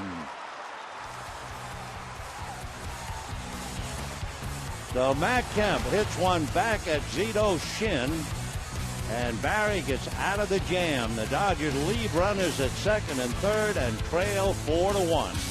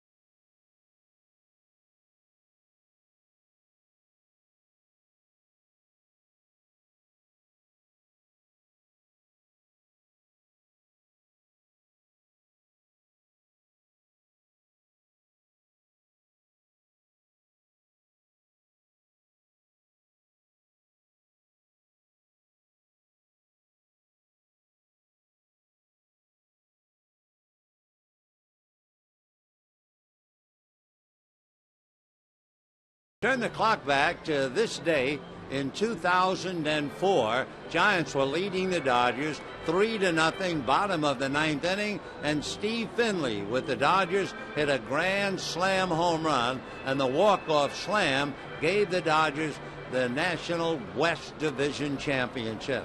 2004, we'll keep that in mind and go back to this one. Attention, please. Now pitching for the Dodgers, number 38, Sean Tolleson. Sean Tolleson will take over now. Right fielder, number 8. Boy, the air that was just let out of Dodger Stadium is on its way to the stratosphere. What a groan as Kemp hit the ball back off Barry Zito's shin. 4-1 Giants, sixth inning. Pence, Nady, and Sanchez against Tolleson.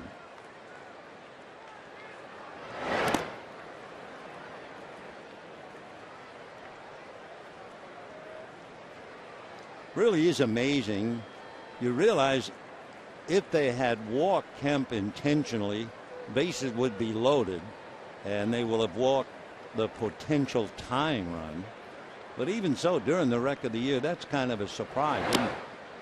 Adrian Gonzalez, the left-hand hitter. Matt Kemp hitting .400 against Zito during the year and in his career. But they let Zito go head-to-head, and he won. Big move, big decision by Bruce Bochy. Then again, Bochy is in a position where he can make any kind of a decision he wants. Giants have long since clinched. They've won 93 games. But that was a moment.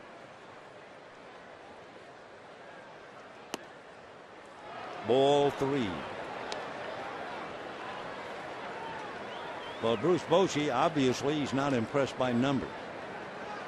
When the game started, Matt Kemp was hitting .462. He had 24 hits, 3 home runs against Barry Zito. But they went after him, and they got him. And now the walk to Pence will bring up Xavier Nady. Hunter Pence runs well, doesn't steal a lot. He's stolen 5 out of 7, but he has good speed. Nady has popped up and hit into a double play. 4 runs, 8 hits for the Giants, 1 run, 5 hits for the Dodgers. Ball 1.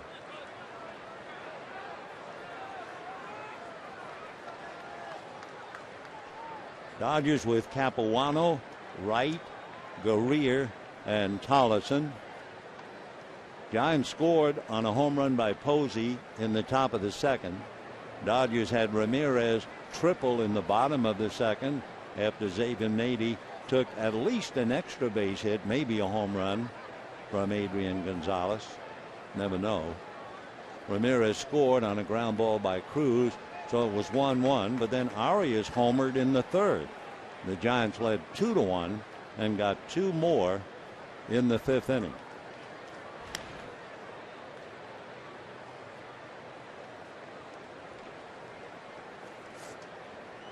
Sean Tolleson in his 40th game.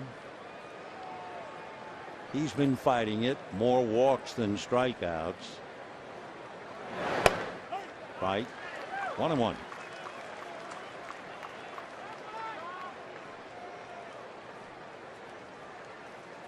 Four to 1 Giants. Reds beat the Cardinals 3-1.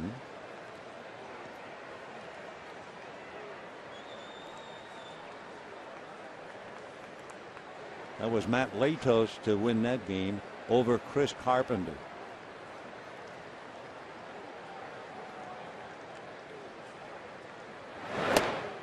One and 2.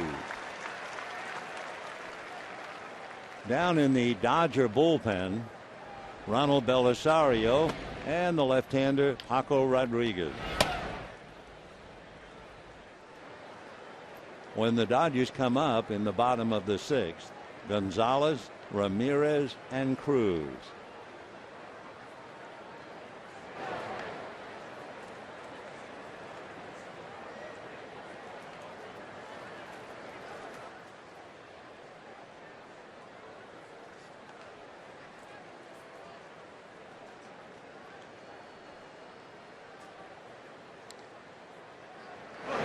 And a ground ball to Ramirez. A quick feed to Ellis. The quick turn.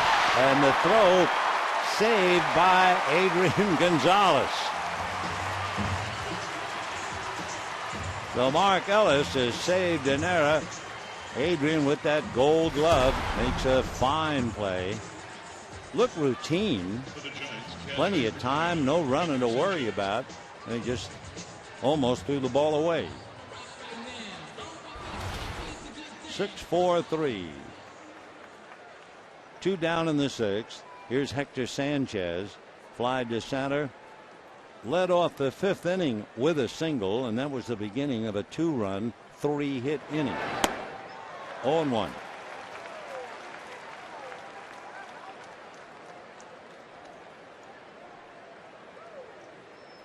A little while ago, remember we were talking about Buster Posey and how rare it might be to have a catcher win the batting crown. After all, catchers rarely will get a so-called leg hit.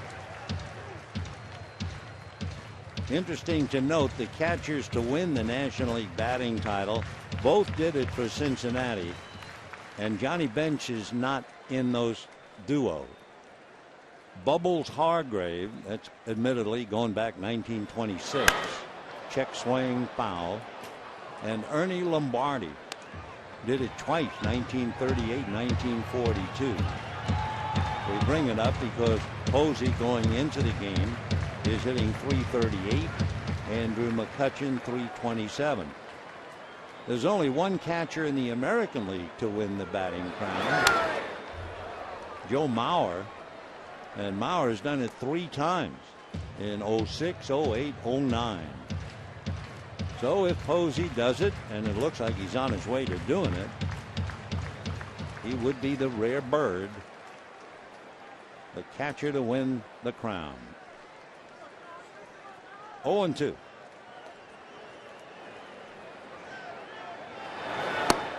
And down he goes.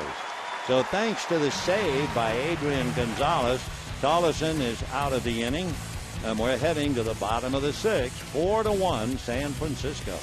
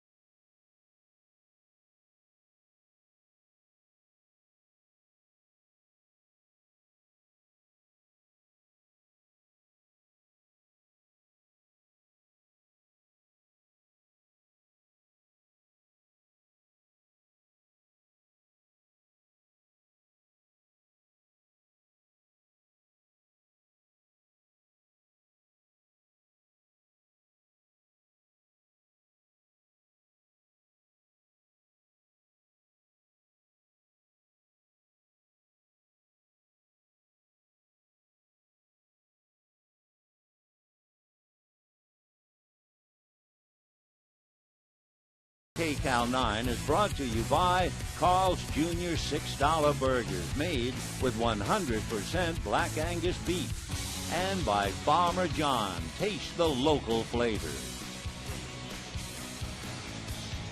As we go to the bottom of the 6th inning, Gregor Blanco takes over in left field for Xavier Nady, and Barry Zito getting ready to pitch to Adrian Gonzalez. Gonzalez, a long fly ball. That was that great leaping catch by Nady in the 2nd inning. And then last time up, Gonzalez struck out. Gonzalez has 1 home run in the past against Barry Zito. 4 runs, 8 hits for the Giants, 1 run, 5 hits for the Dodgers.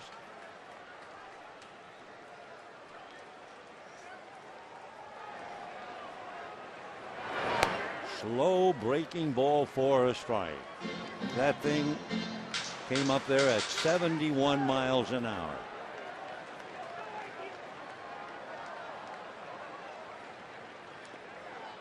One and one.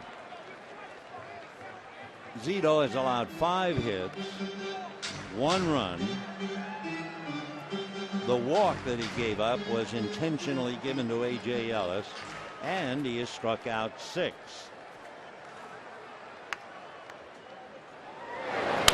And that stroke to center. It's in front for a base hit. Pagan gets it back. So Gonzalez, a line drive single, will bring up Hanley Ramirez.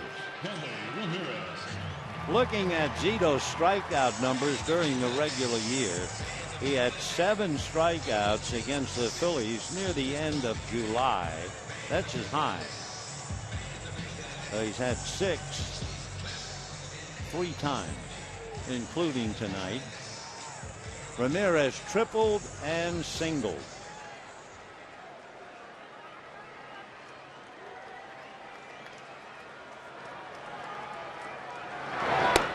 Ball 1. Ramirez coming into the game just had 2 hits in 24 at bats against Zito. And then he tripled inside first down the line and eventually scored. Strike. 1-1. George Condos up again, right-hander in the Giant bullpen. As far as innings pitched, you have to go back to August when Zito went 8 against Atlanta. And popped up. It'll be the second baseman, Marco Scutaro, 1 away.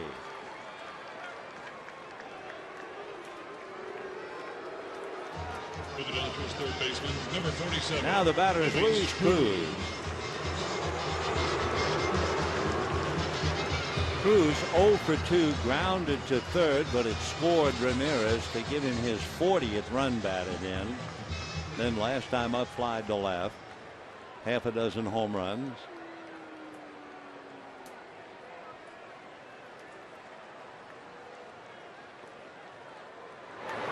Big curveball, but it stayed up. 72 miles an hour.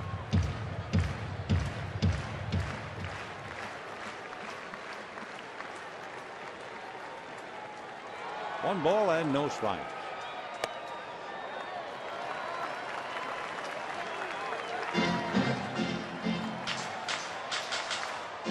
Zito leading 4-1. The Giants have given him a lot of run support, almost 6 runs a start. 2-0. And he was late on that. 81 mile an hour. That's how maddening it must be to be trying to hit Zito. He kept waiting, and all of a sudden it was by him. Zito is not a strikeout pitcher at all, 4th lowest, but he has a half a dozen tonight. Curveball hit to short. Arias to Scutaro, easy double play, and the Dodgers go quietly in the 6th. And at the end of 6, Giants 4, Dodgers 1.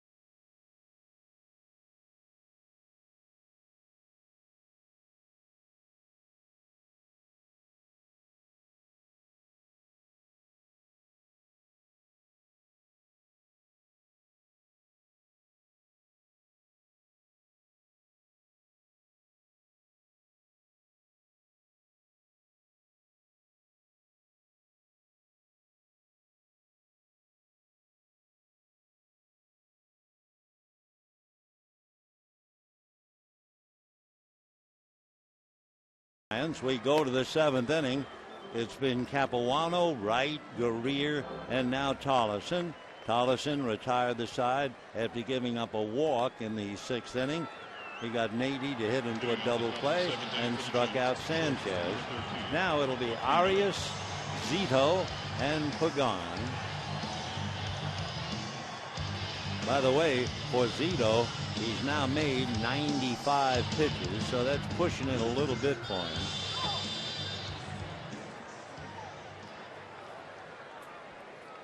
Arias homered, hit into a force play, scored a run.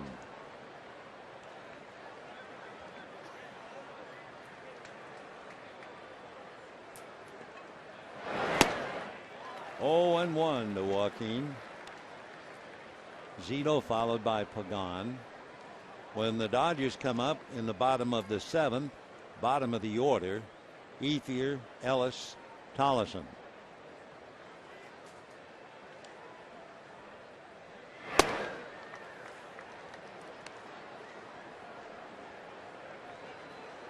Andre Ethier tonight doubled and struck out.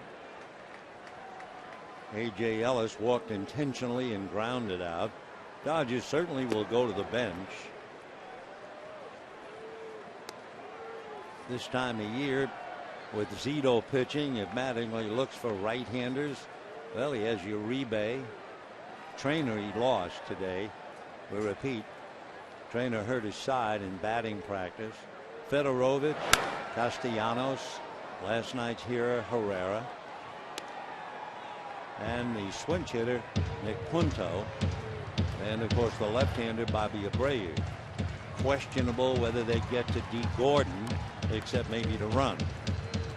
But a lot of cards to be played. We're in the 7th, 4-1 Giants. Joe Blanton talking to Gordon. By the way, should the Dodgers pull this out and wind up tied with the Cardinals, fly ball, Victorino going back to get it and should. One away. Joe Blanton, who is talking to D. Gordon, would be the pitcher on Thursday if they get that far.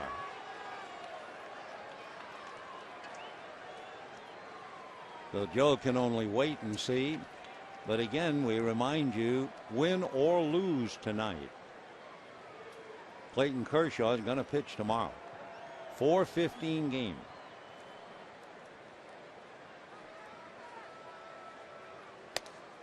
Oh, and 1 to Barry. Grounded out, struck out 0 for 2. Adam Kennedy alongside Clayton Kershaw. Aaron Harang on the other side of him. 0 and 1.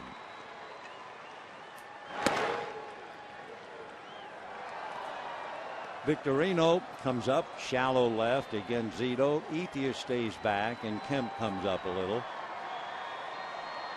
1 ball and 1 strike. Foul back.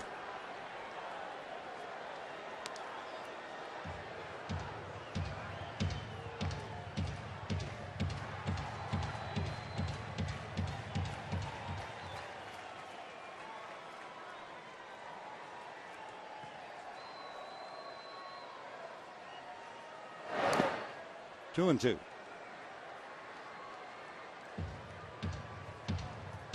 Zito has made 95 pitches, though Bruce Bochy certainly will watch him very carefully when he goes to the mound in the 7th. Dodgers have 3 innings to catch up. That'll do it for Barry. 2 out. For Tollison, his 2nd strikeout. And it'll be Angel Pagan, who popped up, single to right, and was walked intentionally. Remember when Victorino hit that ball to center for a base hit and it got away from Pagan? The scorer has given Victorino a double on that play. Not an error.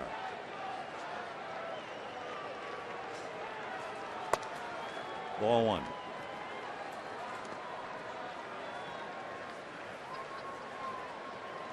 Angel had a single in the 3rd inning, and they walked him intentionally in the 5th.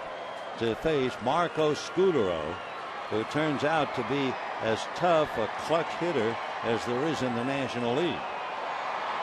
So they put Pagan on, and Scutaro doubled in 2 to break the game open. It was a very tight 2-1 game until that happened.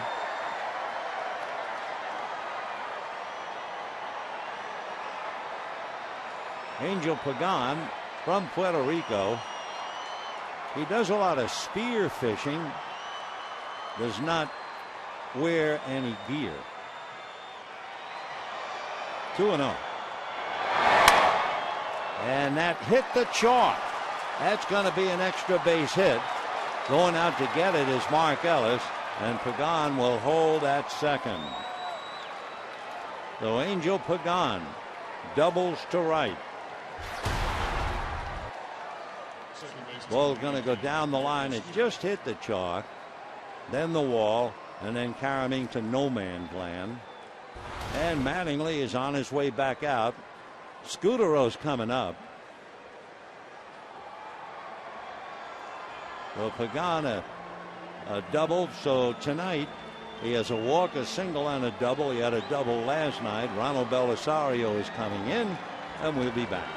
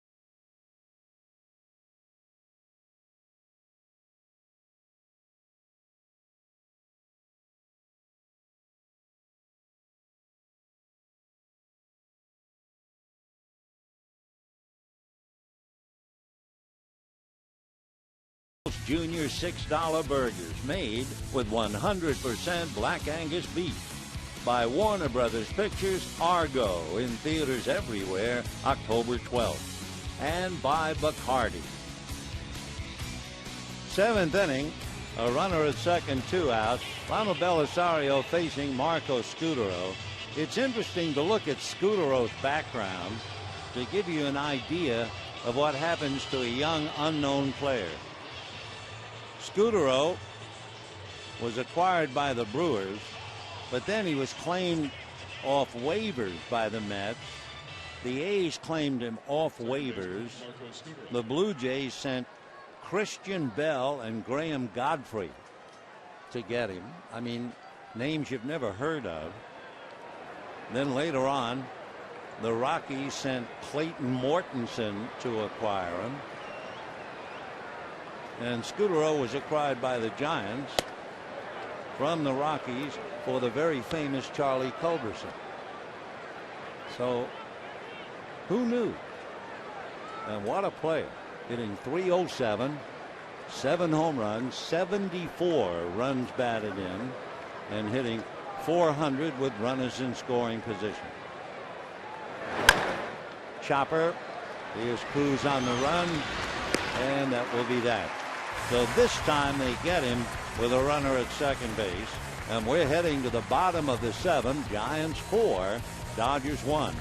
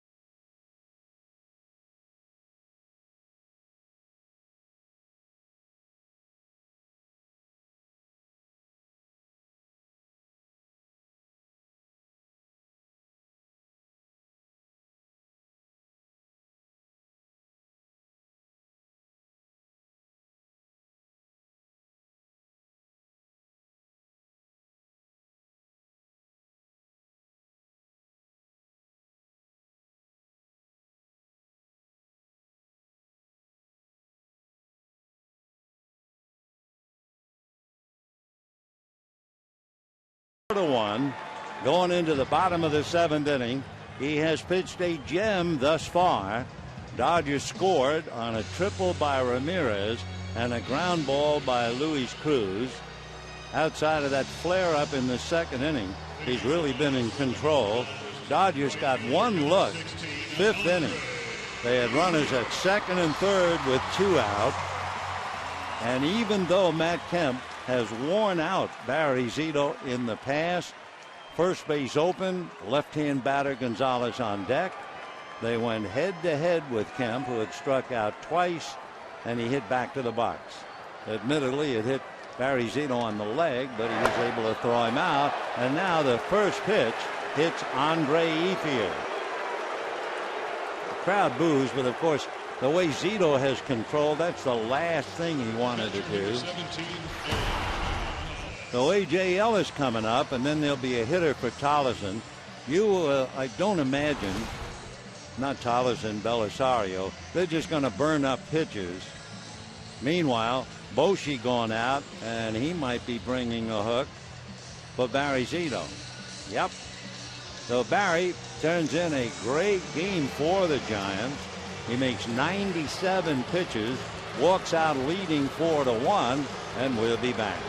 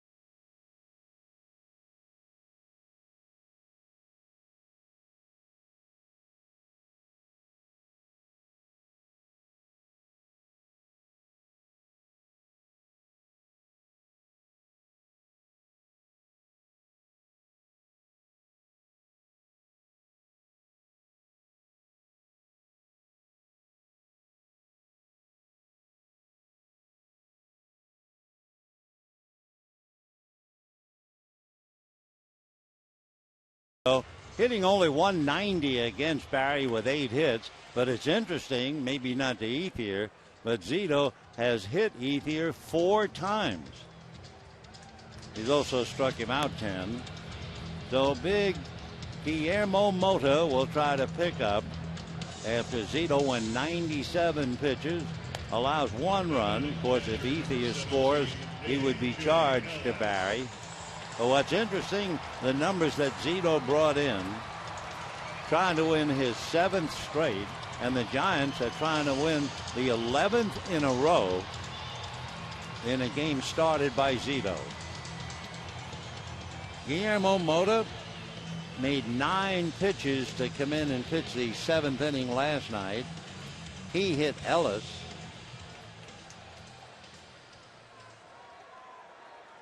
Ellis will be followed by Bobby Abreu. The only pitcher for the Dodgers to bat tonight, Capuano. You won't see any other hit unless they get in front. Drive down the right field line, slicing in the corner, foul. 0-1. So near and yet so far. Ellis with 12 home runs, 50 runs batted in. Right down the line. No balls in 1 strike.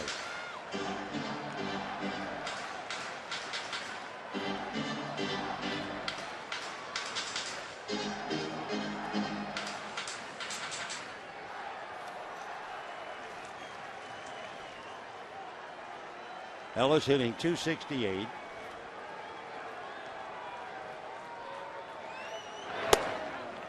It's a direct contrast, not only left and right, to get Zito followed by Mota.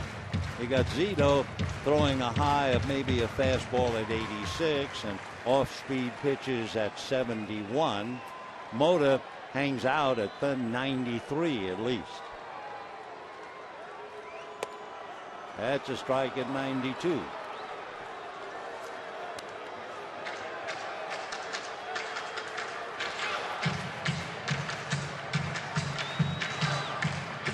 Mota at one time with the Dodgers for a couple of years.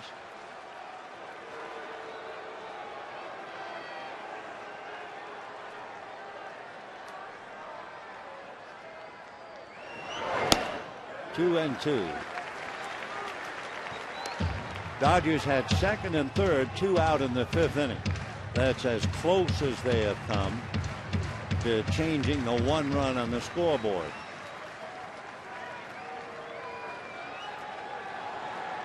Two balls, 2 strikes.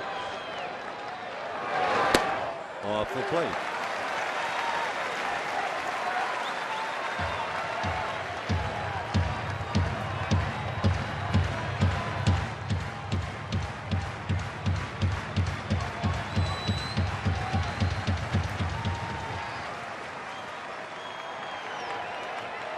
On deck, Bobby Abreu, who is just 1 for 8 against Mota. Slap foul. That was 92 on the outside part of the plate, and with 2 strikes, he couldn't afford to take that. Still 3 and 2. But again, the contrast of Zito throwing in the 70s and the early 80s, and then you get Mota at 93. Plus the arm angle, left and now right. 3 and 2.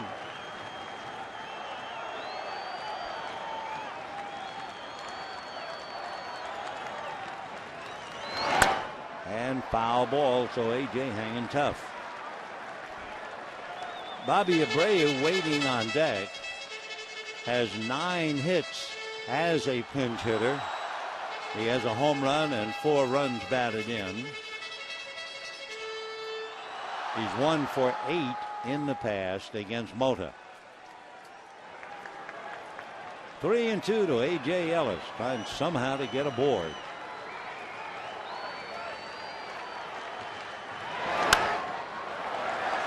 Well, he's just hacking away, and the count stays 3 and 2.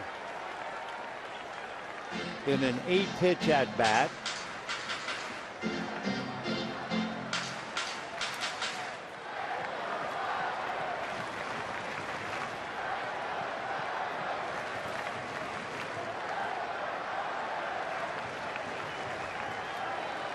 Three and 2.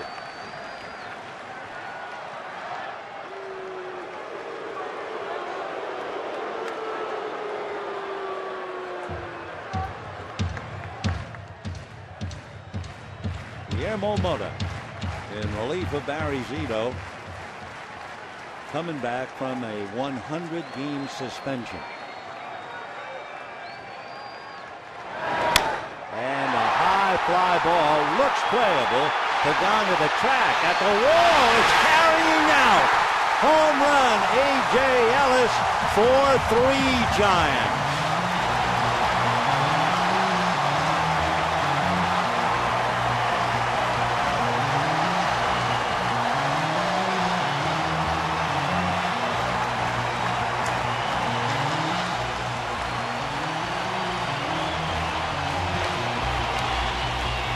A.J. Ellis hits one up in the warm air to right center. The way the pecan left, it looked like he had a play, and all of a sudden he just ran out of real estate. And the Dodgers are very much back in the game. Take a look at Pagan going back on the ball. All of a sudden he's at the wall and leaps and gone. So the Dodgers get a huge lift. That wakes up the crowd. It gets them back into the ball game.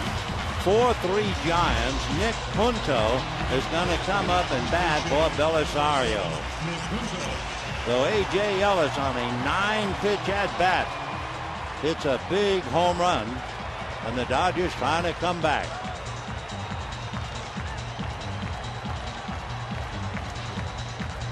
Nick Punto comes up with a .313 batting average.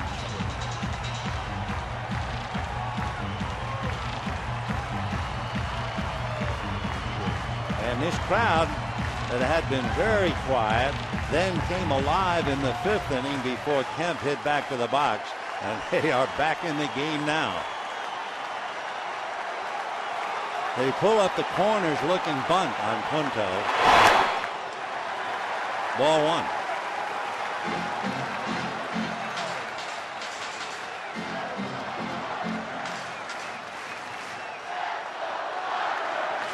This is when the crowd really gets you going.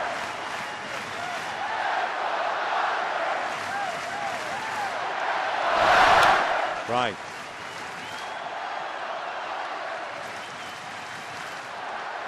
Giants 4, Dodgers 3, 7th inning.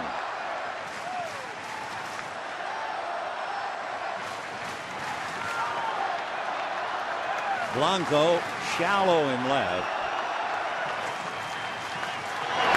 And that's a strike. 1-2. Down in the Giant bullpen, the right-hander George Contos up for the 3rd time. Jose Mijares, the left-hander, has joined him. 1-2 to Punto. Mark Ellis on deck.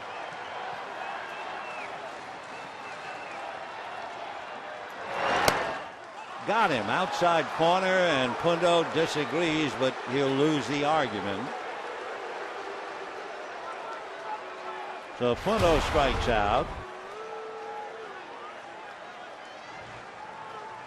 The batter now will be Mark Ellis. Ellis flied to right, hit back to the box, popped to short. Mark 0 for 3.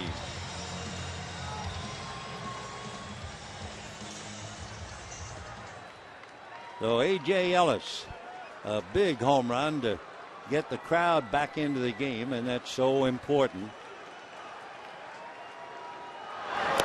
Ball 1. Mark Ellis 1 for 2 in the past against Guillermo Mota.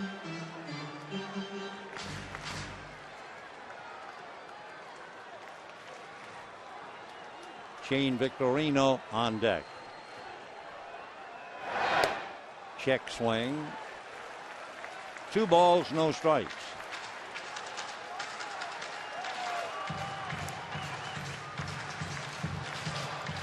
Ellis hitting .258. He has 7 home runs, 31 runs batted in.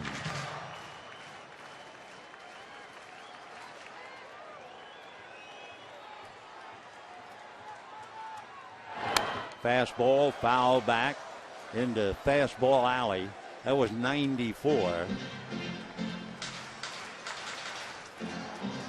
So Guillermo Mota picking up for Barry Zito, who hit Ethier and came out. Matt Kemp waiting. He hits behind Victorino and animated Andre Ethier aboard when Ellis hit the home run. 2-1 to Mark Ellis. Foul ball, 2-2. Guillermo Mota has certainly been around a long time. He's 38 years old. He's from San Pedro de Macri in the Dominican Republic. He was with the Dodgers 0-2, 3, and 4. Originally started with Montreal. Big man, 6'6", and a good 240. 2-2. And that's going to be hit into left center. It will land and get by Pagan. And into second base, and Ellis is going for 3. The throw, he is out at third. Oh, what a gamble by Mark Ellis. A huge gamble that goes wrong, and I guarantee you if he had to play to do over, he would never think about a triple. Pagan unable to get it. Mark Ellis has 21 doubles, and he's trying for a second triple, and he was out for me to use. Huge play. So the Dodgers would have had the tying run at second and one out.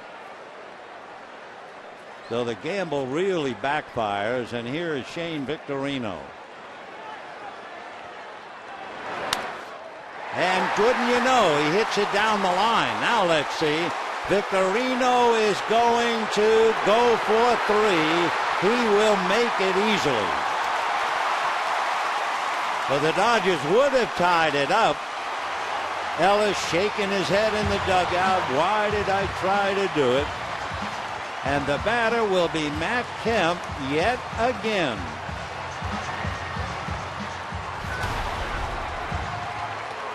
Victorino just pulling that thing down the line. For the Dodgers tonight, they have 2 triples, 2 doubles, plus a home run, and only 3 runs.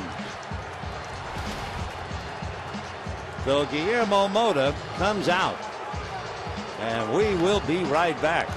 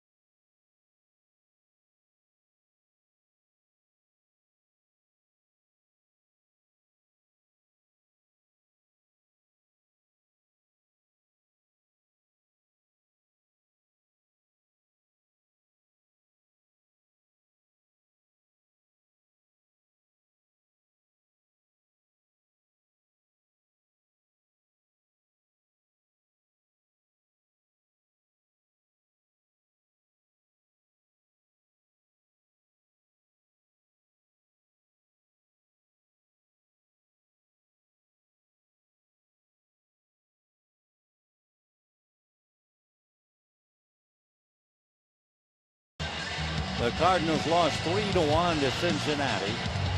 The Dodgers for the moment a game and a half, but actually a Dodger victory tonight would make tomorrow the most important game of the year. And for the 4th at-bat, Matt Kemp struck out twice. The big decision in the 5th inning, 2nd and 3rd, 2 out.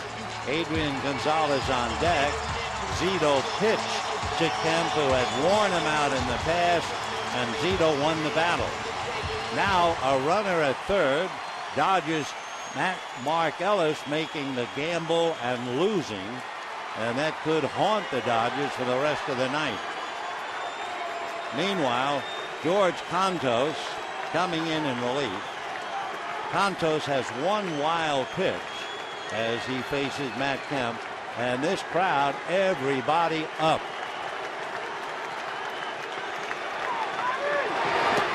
Ball 1 in the dirt.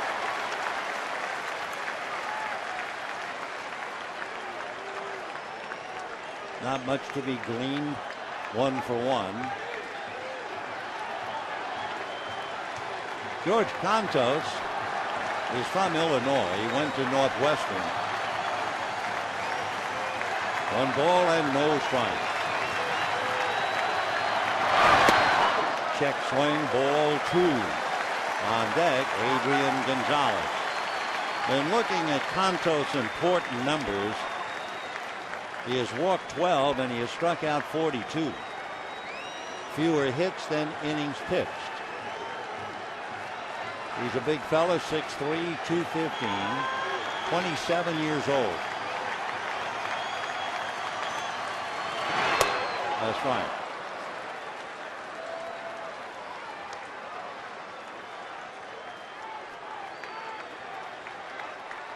Matt batting .305, 23 home runs, 69 runs batted in. Young George, when he was a toddler, brought up by his Greek-born parents. 2-1. Fastball in, 2-2.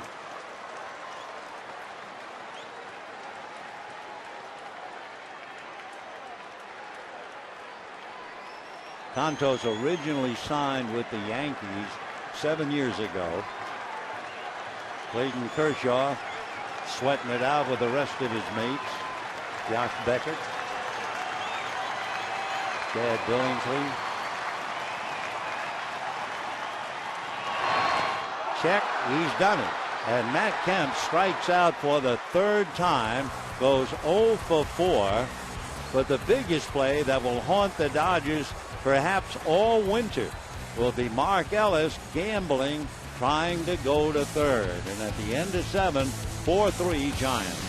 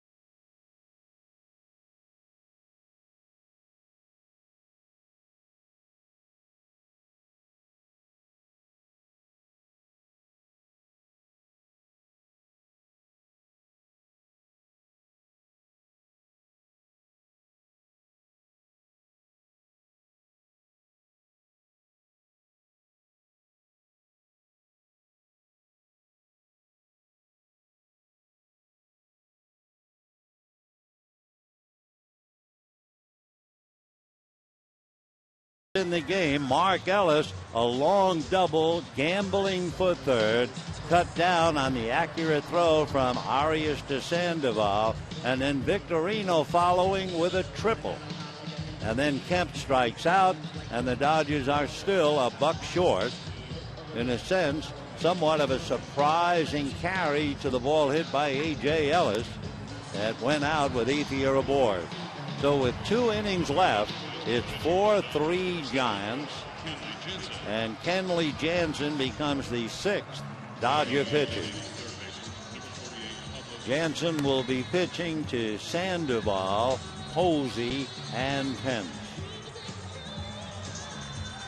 I tell you one thing, it's great, isn't it?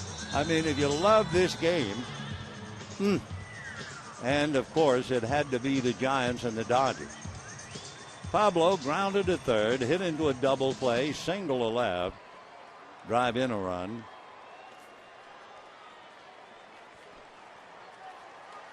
Power on the left side. He has 12 home runs. 10 of them hit left-handed. Jansen made 17 pitches last night and gave up a run and a couple of hits. Right. Last night, Kenley came in, gave up a double to Pagan and a single to Scudero for a run.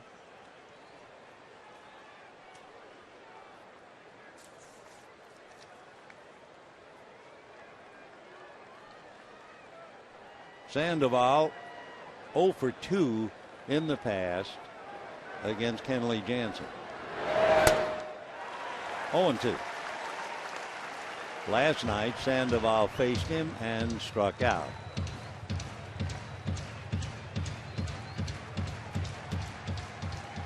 1-0 Giants, then 1-1, then 2-1 Giants, 4-1 Giants, and now 4-3.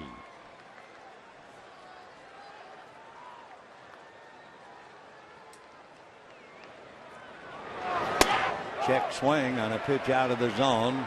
No swing, says Jerry Lane. Kenley hit 94 with the fastball.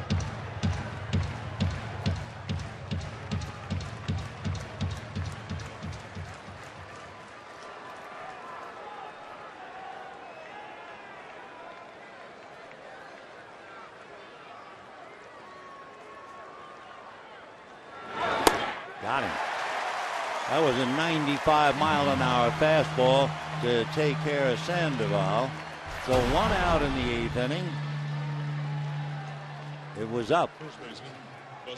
Now Buster Posey. Posey homered in the 2nd inning, singled to center in the 4th, and struck out in the 5th.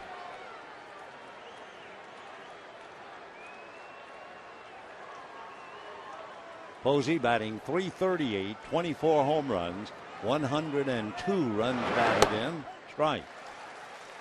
To look ahead for the moment for the Dodgers in the bottom of the 8th, they are due to send up Adrian Gonzalez, Hanley Ramirez, and Luis Cruz. If anybody gets on, Andre Ethier. 0-2 the count.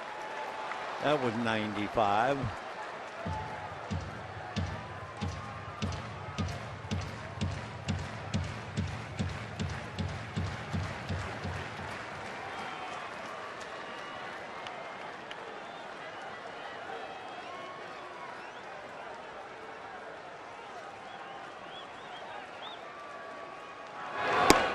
Ball 1. Kind of a battle-scarred bat that Posey is using. You'll see marks where he has made contact. Reminds of what Pete Rose used to clean his bat after every at-bat. Clean it so then when he got a mark, he'd check that at-bat to see where he hit it. No mark on that bat. 2 strikeouts for Kenley Jansen. Couldn't catch up. 95-mile-an-hour fastball. And the batter now is Hunter Pence. Paid attendance tonight, 42,473. 42,473. And remember tomorrow's game at 4:15.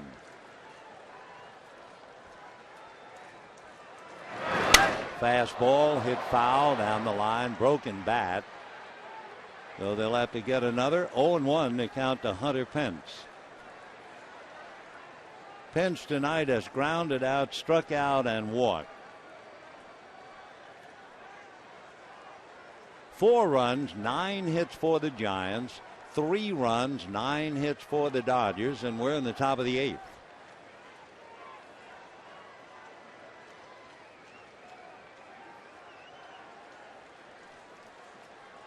No balls, 1 strike.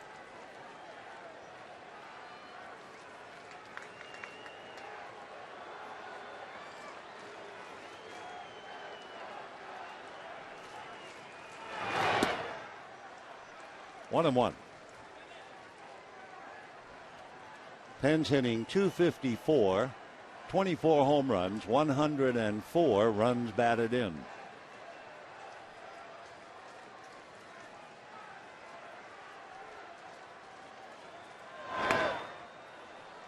That was 94, but inside.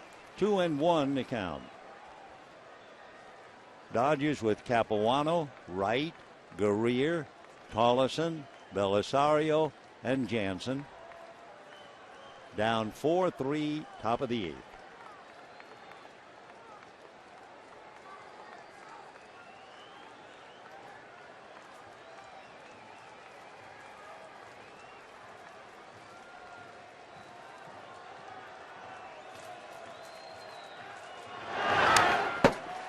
Two and two. Kenley Jansen one of the hardest throwers around. He has walked 21, and he has struck out 96.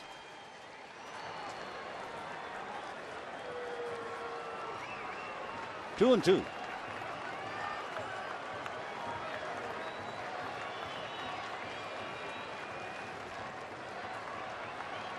Hunter Pence, despite choking up, has struck out 143 times.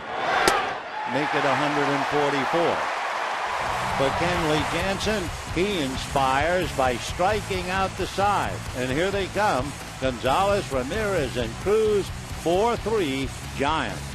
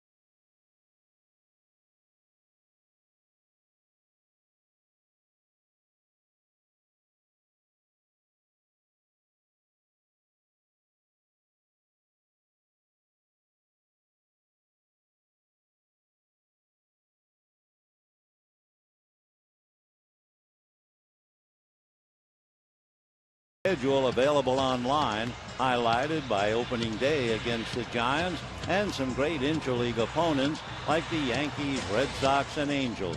New season tickets start at $6.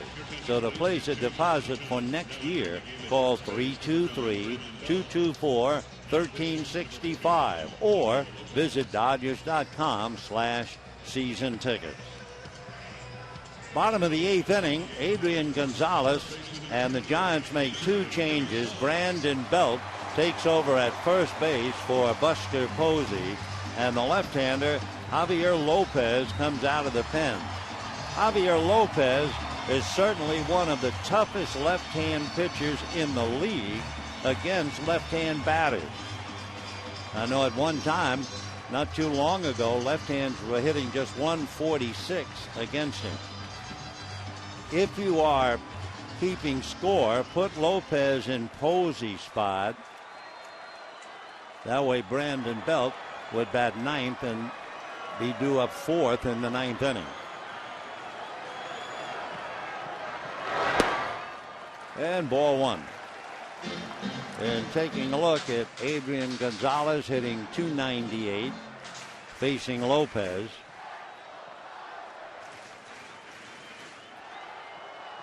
Gonzalez 2 for 6, 333.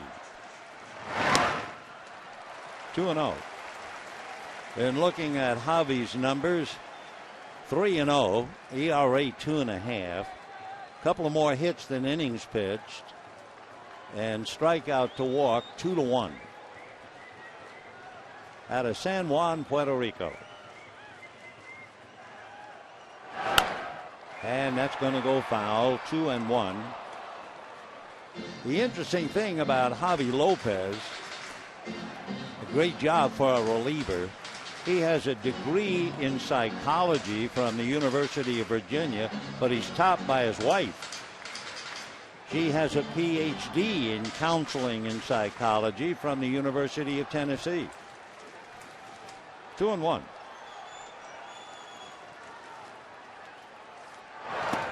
And ball three.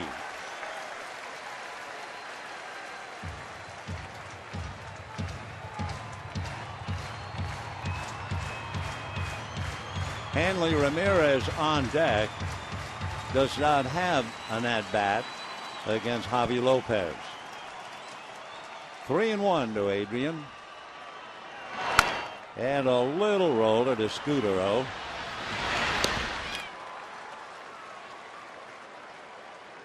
One down in the 8th inning. Hanley Ramirez tripled, singled, and popped up.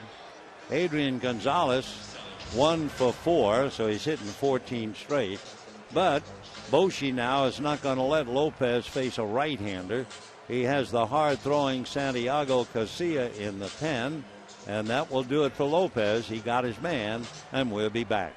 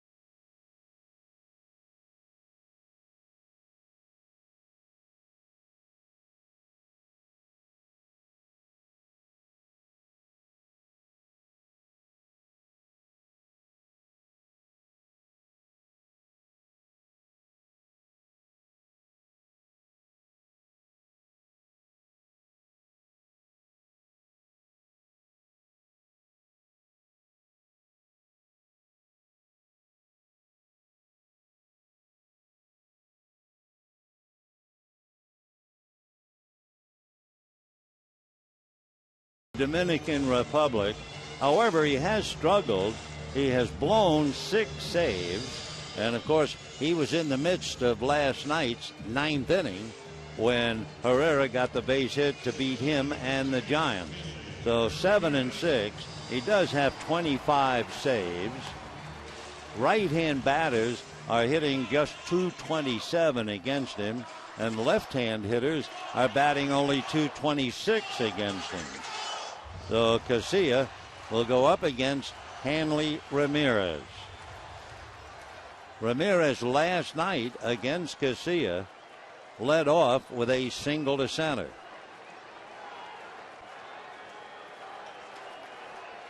Santiago Casilla. He's 32, an even 6, 190. Originally signed by the A's. A.J. Ellis and the others taking it all in. Bottom of the 8th, 4-3 Giants. Wouldn't you know, the Dodgers involved in another one-run game. They've already been in 55 games decided by one run. 0-1 to Hanley.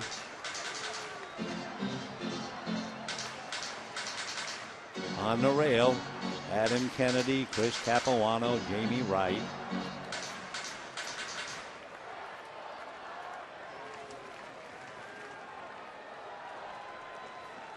No balls, 1 strike.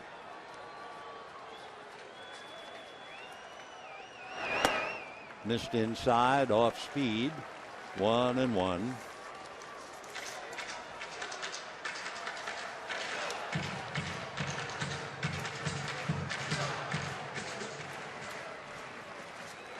Matt Kemp standing behind.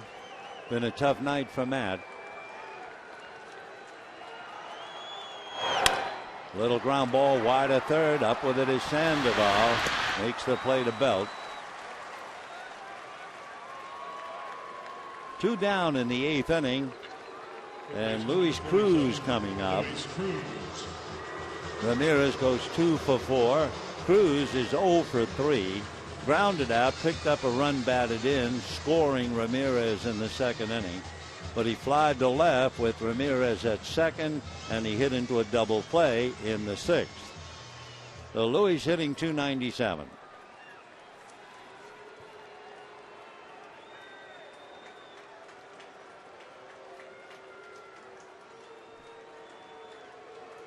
Cruz 1 for 2 in the past against Casilla. Fouls that back. 0-1.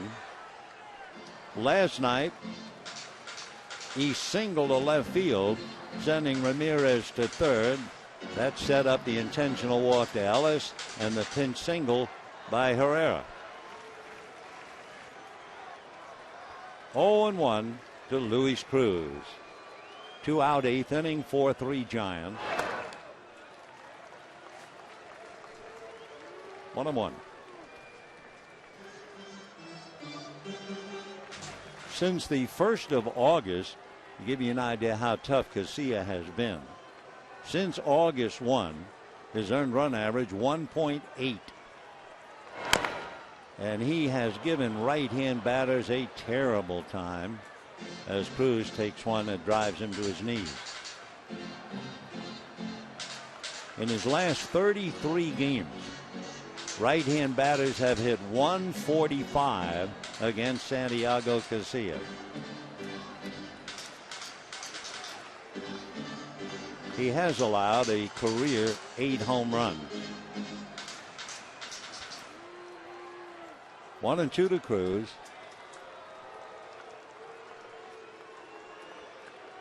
On deck, Andre Ethier. Foul back.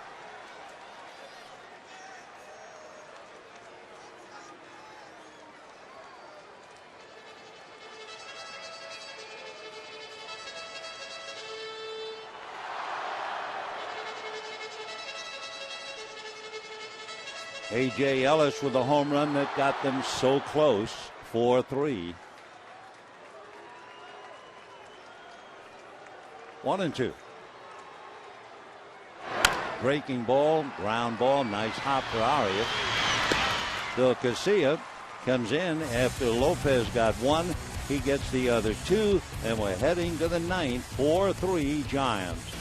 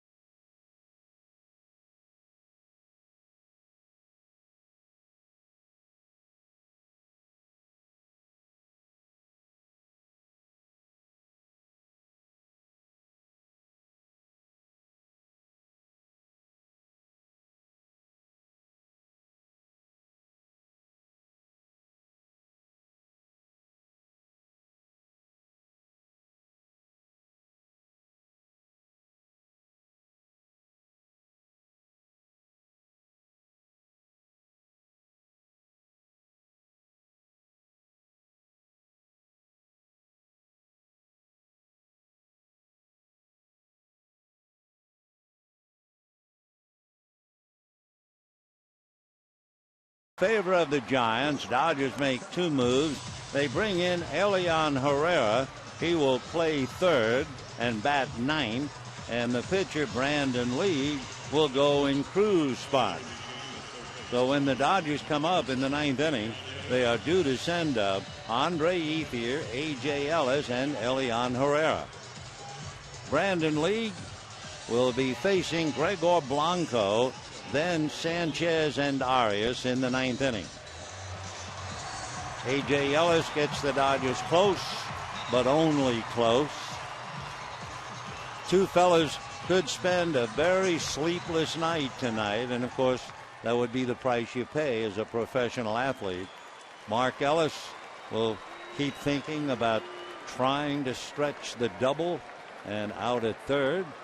And of course, Matt Kemp has a line drive off the glove of League, and going to first base is Blanco, and we check League, and apparently he's okay and grinning. Wow.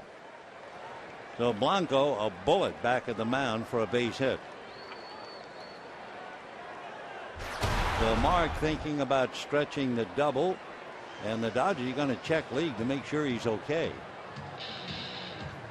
Matt Kemp, meanwhile, standing in center field, and Matt's 0 for 4. They want to check League's right arm. Matt tonight struck out twice, then came up in the 5th inning against a pitcher he wears out, Barry Zito. And with runners at second and third, they pitched to him with first base open, and he hit the ball back off Barry's shin, and Barry threw him out. And then in the 7th inning, with Victorino at third and 2 out, Matt came up, the crowd standing, roaring, and he struck out for the 3rd time. But as we said, that's the price you pay when you are a professional. Meanwhile, let's see about the price Brandon League might have to pay as he checks that right arm.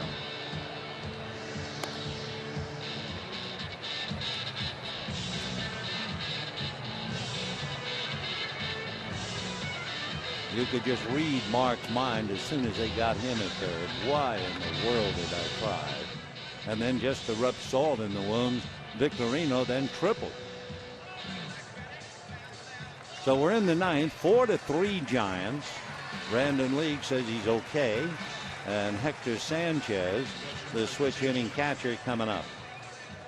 By the way, you know, Oakland, with its win over Texas tonight in Oakland, the A's have actually caught the Rangers and will play for the American League Western Crown tomorrow afternoon. That's kind of unbelievable. The Rangers had been alone in first place since the 9th of April. Sanchez 1 for 3, fly to center, single to center, struck out. Gregor Blanco has stolen 26 out of 30.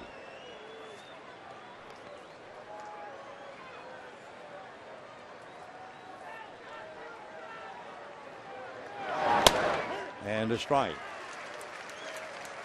League hits 94 on the gun, so that would seem to convince everybody that the arm is okay. 0-1. The shortstop, Joaquin Arias, 1 for 3 with a home run on deck.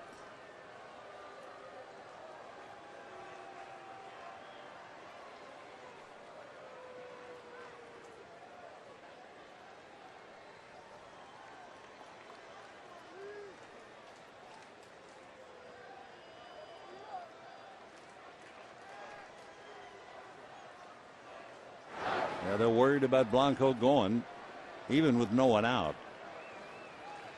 Don't forget, Brandon Belt, the big first baseman, bats 9th. So the Giants have Sanchez followed by Arias and then Belt.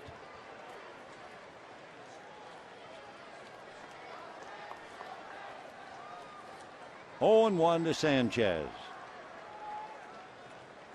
And there goes Blanco. The pitch outside. The throw is perfect to get him. Oh, what a throw by A.J. Ellis. I mean, that was right out of Yadier Molina's book. Perfect throw. Quick release and right on the money. Got a good ball to handle, too. Right there. So Hanley makes the tag. 2-6, 1 out. 1-1 to Sanchez. Ball 2.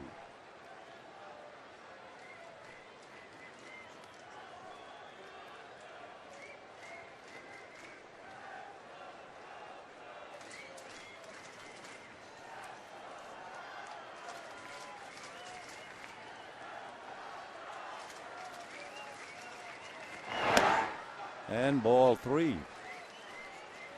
3-1.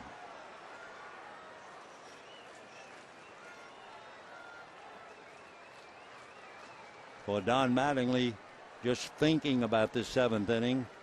So near and yet so far. Ground ball. Mark is there. 2 down.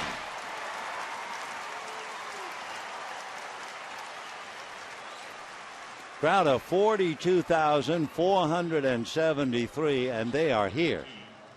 There's no movement. They're waiting for the bottom of the ninth. To repeat, it will be Andre Ethier, A.J. Ellis, and Elian Herrera. Dodgers have already used Rivera and Punto as pinch hitters. Ball 1. Arias homered in the third inning, playing shortstop for Brandon Crawford, who was not in the lineup against the left-hander Capuano. 2-0. On deck should be Brandon Belt, but Aubrey Huff comes out. Jeremy Affeldt and Sergio Romo are up in the pen.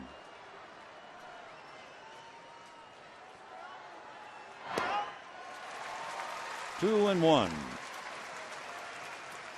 Arias batting .273, 5 home runs, 34 runs batted in.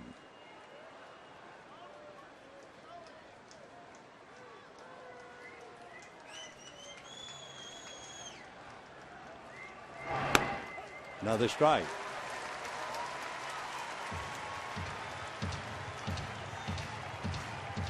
Two balls, 2 strikes, and 2 out. Ninth inning, 4-3 Giants.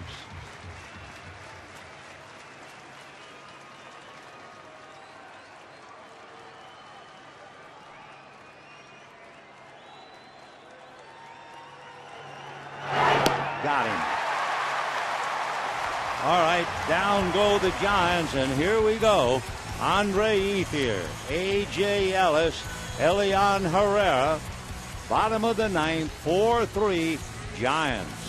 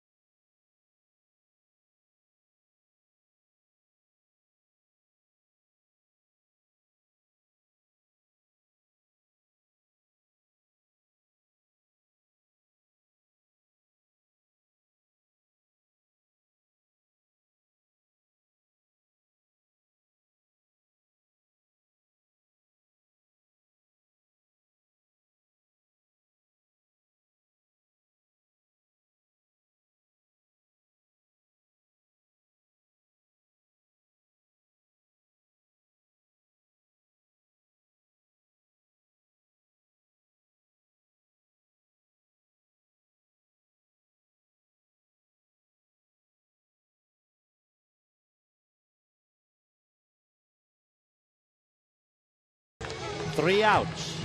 Bottom of the ninth. The entire year's work going all the way back to the spring training days in Arizona. All the euphoria, the spirit in the early going. Then when the club hit the depths of depression. Then the big trade, which didn't seem to improve anything. Then the month of September when the Dodgers went 14-12. And just to go back to that fateful date, August the 15th, the Dodgers and the Giants were tied. And since that date, that's when Melky Cabrera was finished for the year. And everybody felt sorry for the Giants. From August the 15th, the Giants went 29-13, and the Dodgers went 20-22. Dodgers have not been able to recover, and now they are running out of recovery opportunities.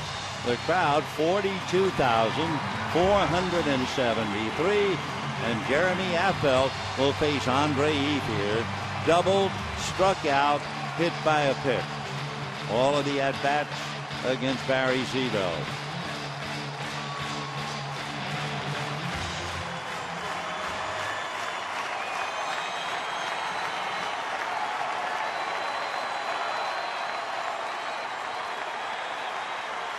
Ethier hitting .211 against Affeldt. Big curveball for a strike. 0-1. Affeldt made 11 pitches in the 7th inning last night. 0-1. 1 ball and 1 strike. Not a bad idea unless necessary for me to just shut up and let you enjoy the pictures and, above all, the roar of the crowd.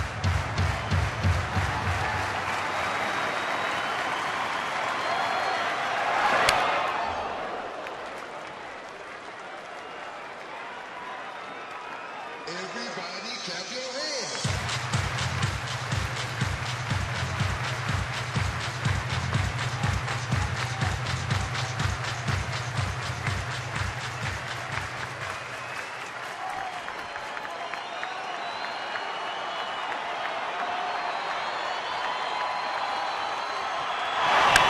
Ground ball, base hit to center. The tying run is aboard.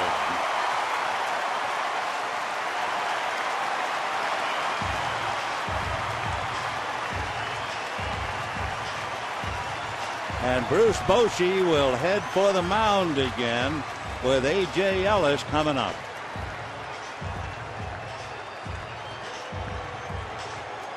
Remember the game the Giants played earlier this year. They used 11 pitches in the game.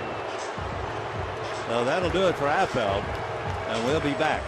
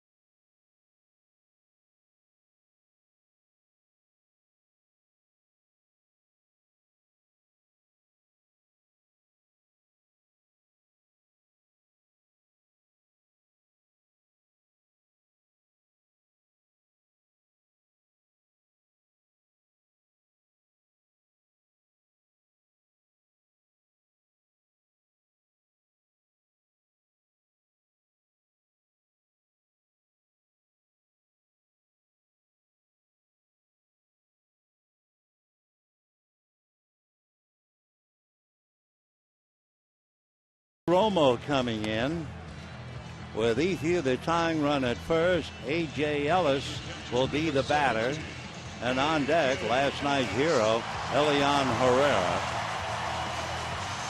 We're not going to bother with it now, but if we need to, we get a report there's a correction on the way the Giant lineup is, but there's no sense to clutter it now. If we go to the 10th, then we'll give it to you. Tying runs at first, nobody out. Ellis walked intentionally, grounded out, had a 9-pitch at bat in the 7th inning, and hit a 2-run home run. The question is, will he bunt?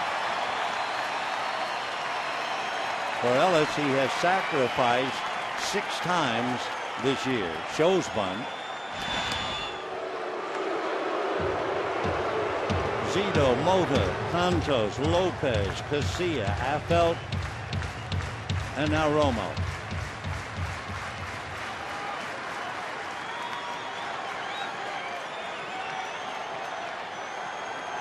Sandoval looks bunt. Showing bunt. Tried to and missed. 0-1. Dodgers tonight have had a home run, 2 triples, 2 doubles for 3 runs.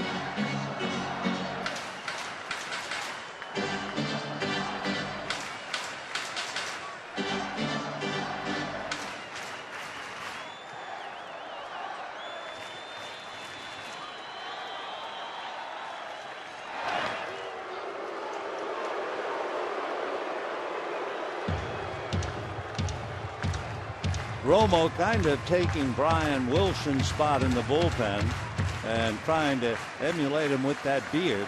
But Wilson's beard is now out of control. Wow. And a strike on the inside corner. 0-2.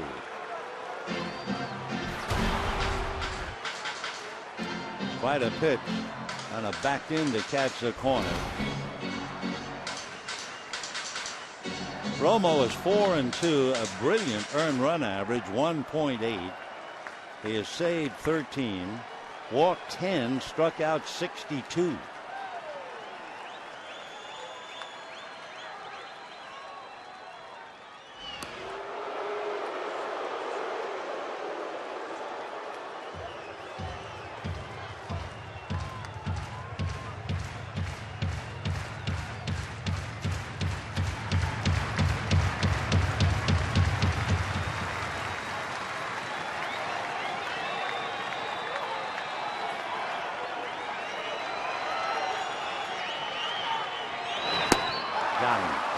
A big out. They had the bunt on for a couple of pitches, and now AJ strikes out.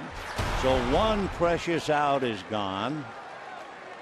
Elian Herrera, last night's hero, doesn't look like he's going to come up. Bobby Abreu will come up out of the dugout, and Abreu would bat for Herrera. D. Gordon will now run for Andre Ethier, and you know he's going to try to steal second.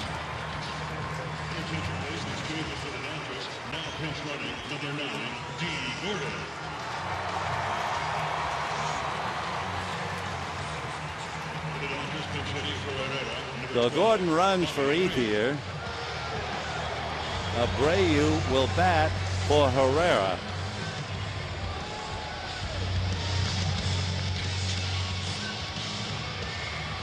Dodgers have used 2 previous pinch hitters. Rivera singled to center in the 5th inning. Punto called out on strikes in the 7th. So here's Bobby hitting .247. And Romo waiting for him to get up to the plate. Abreu 0 for 1 in the past. He struck out against Romo. On deck, and can you imagine the thoughts, the mental weight on Mark Ellis?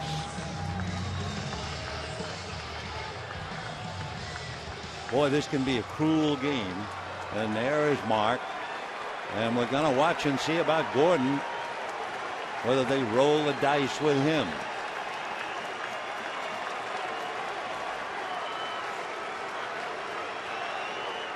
D. Gordon has stolen 31 out of 41.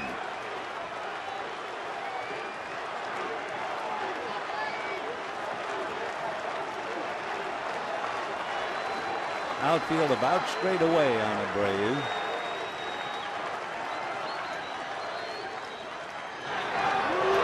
It's not that they're standing room only here. It's just that everyone's up.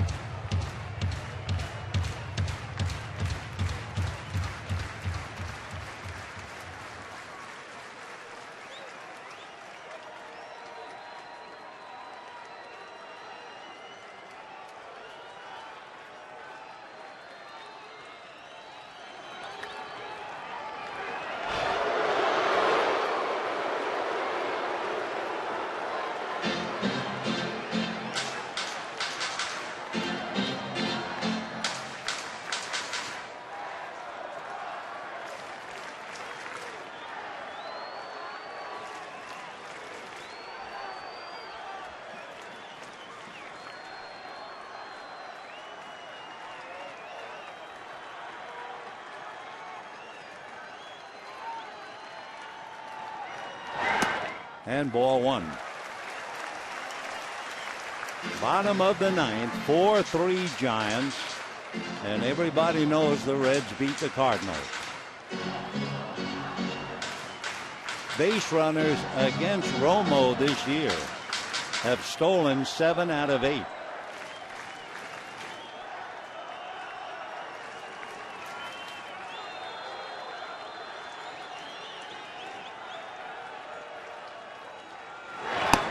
And a strike. 1-1.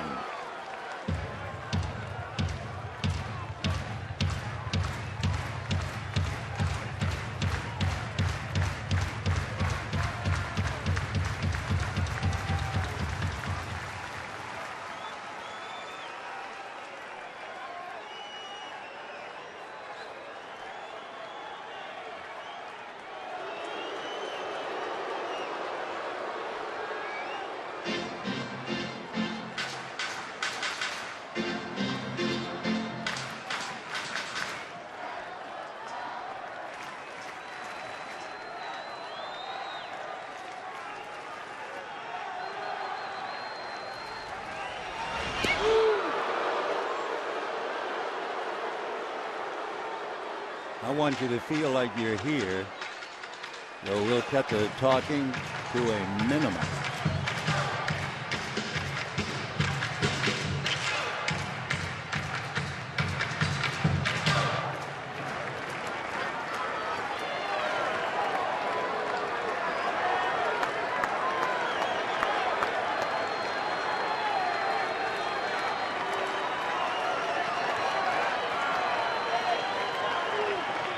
One ball, one strike.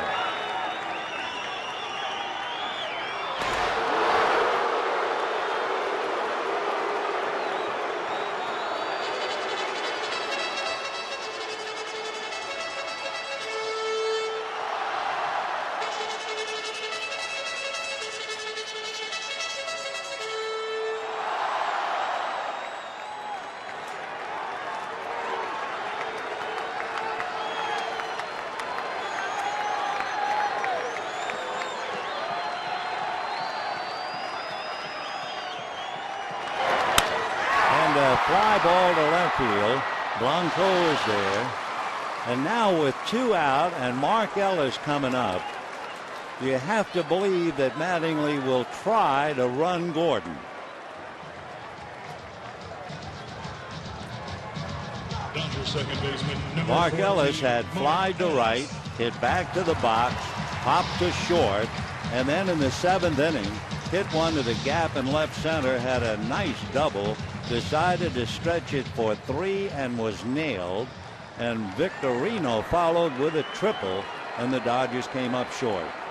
And now, wouldn't you know, it's Ellis at the plate.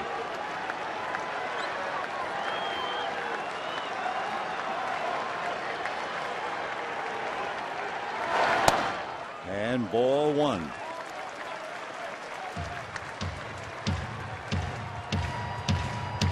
When Bobby Abreu was at the plate, Romo threw over to first base 5 times.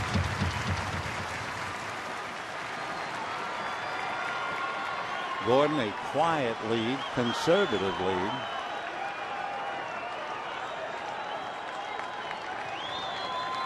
Nope, then he stopped.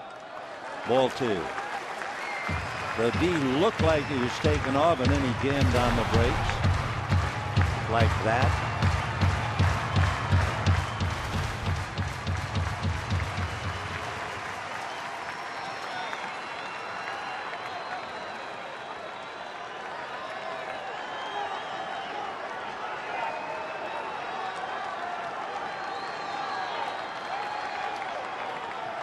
There he goes. The pitch, a strike, a throw, and a bounce. He is in there.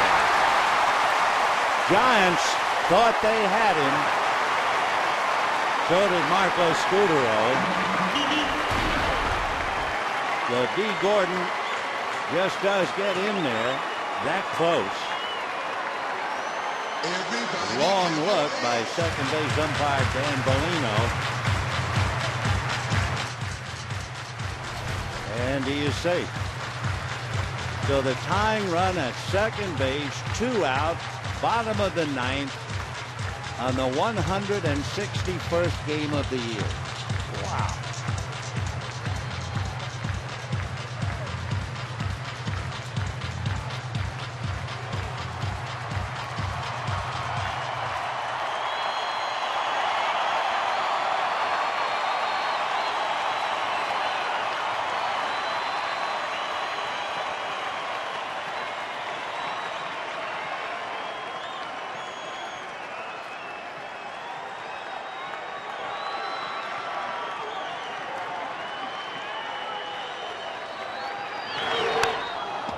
Two and two.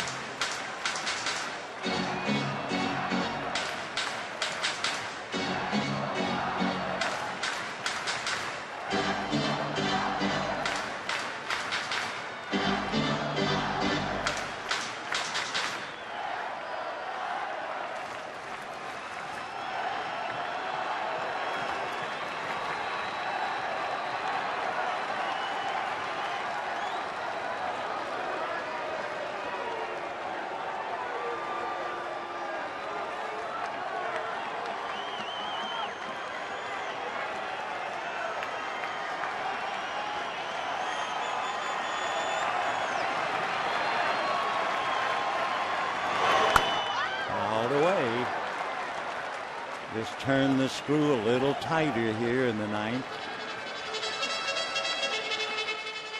What was that great poem? Do not go gentle into that good night. Rage, rage against the dying of the light. Well, that's where we are.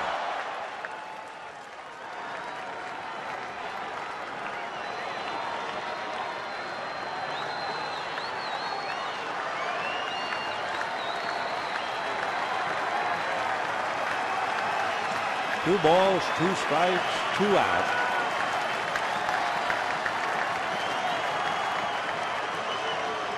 Gordon is pointing towards second base, asking for time, whatever it was.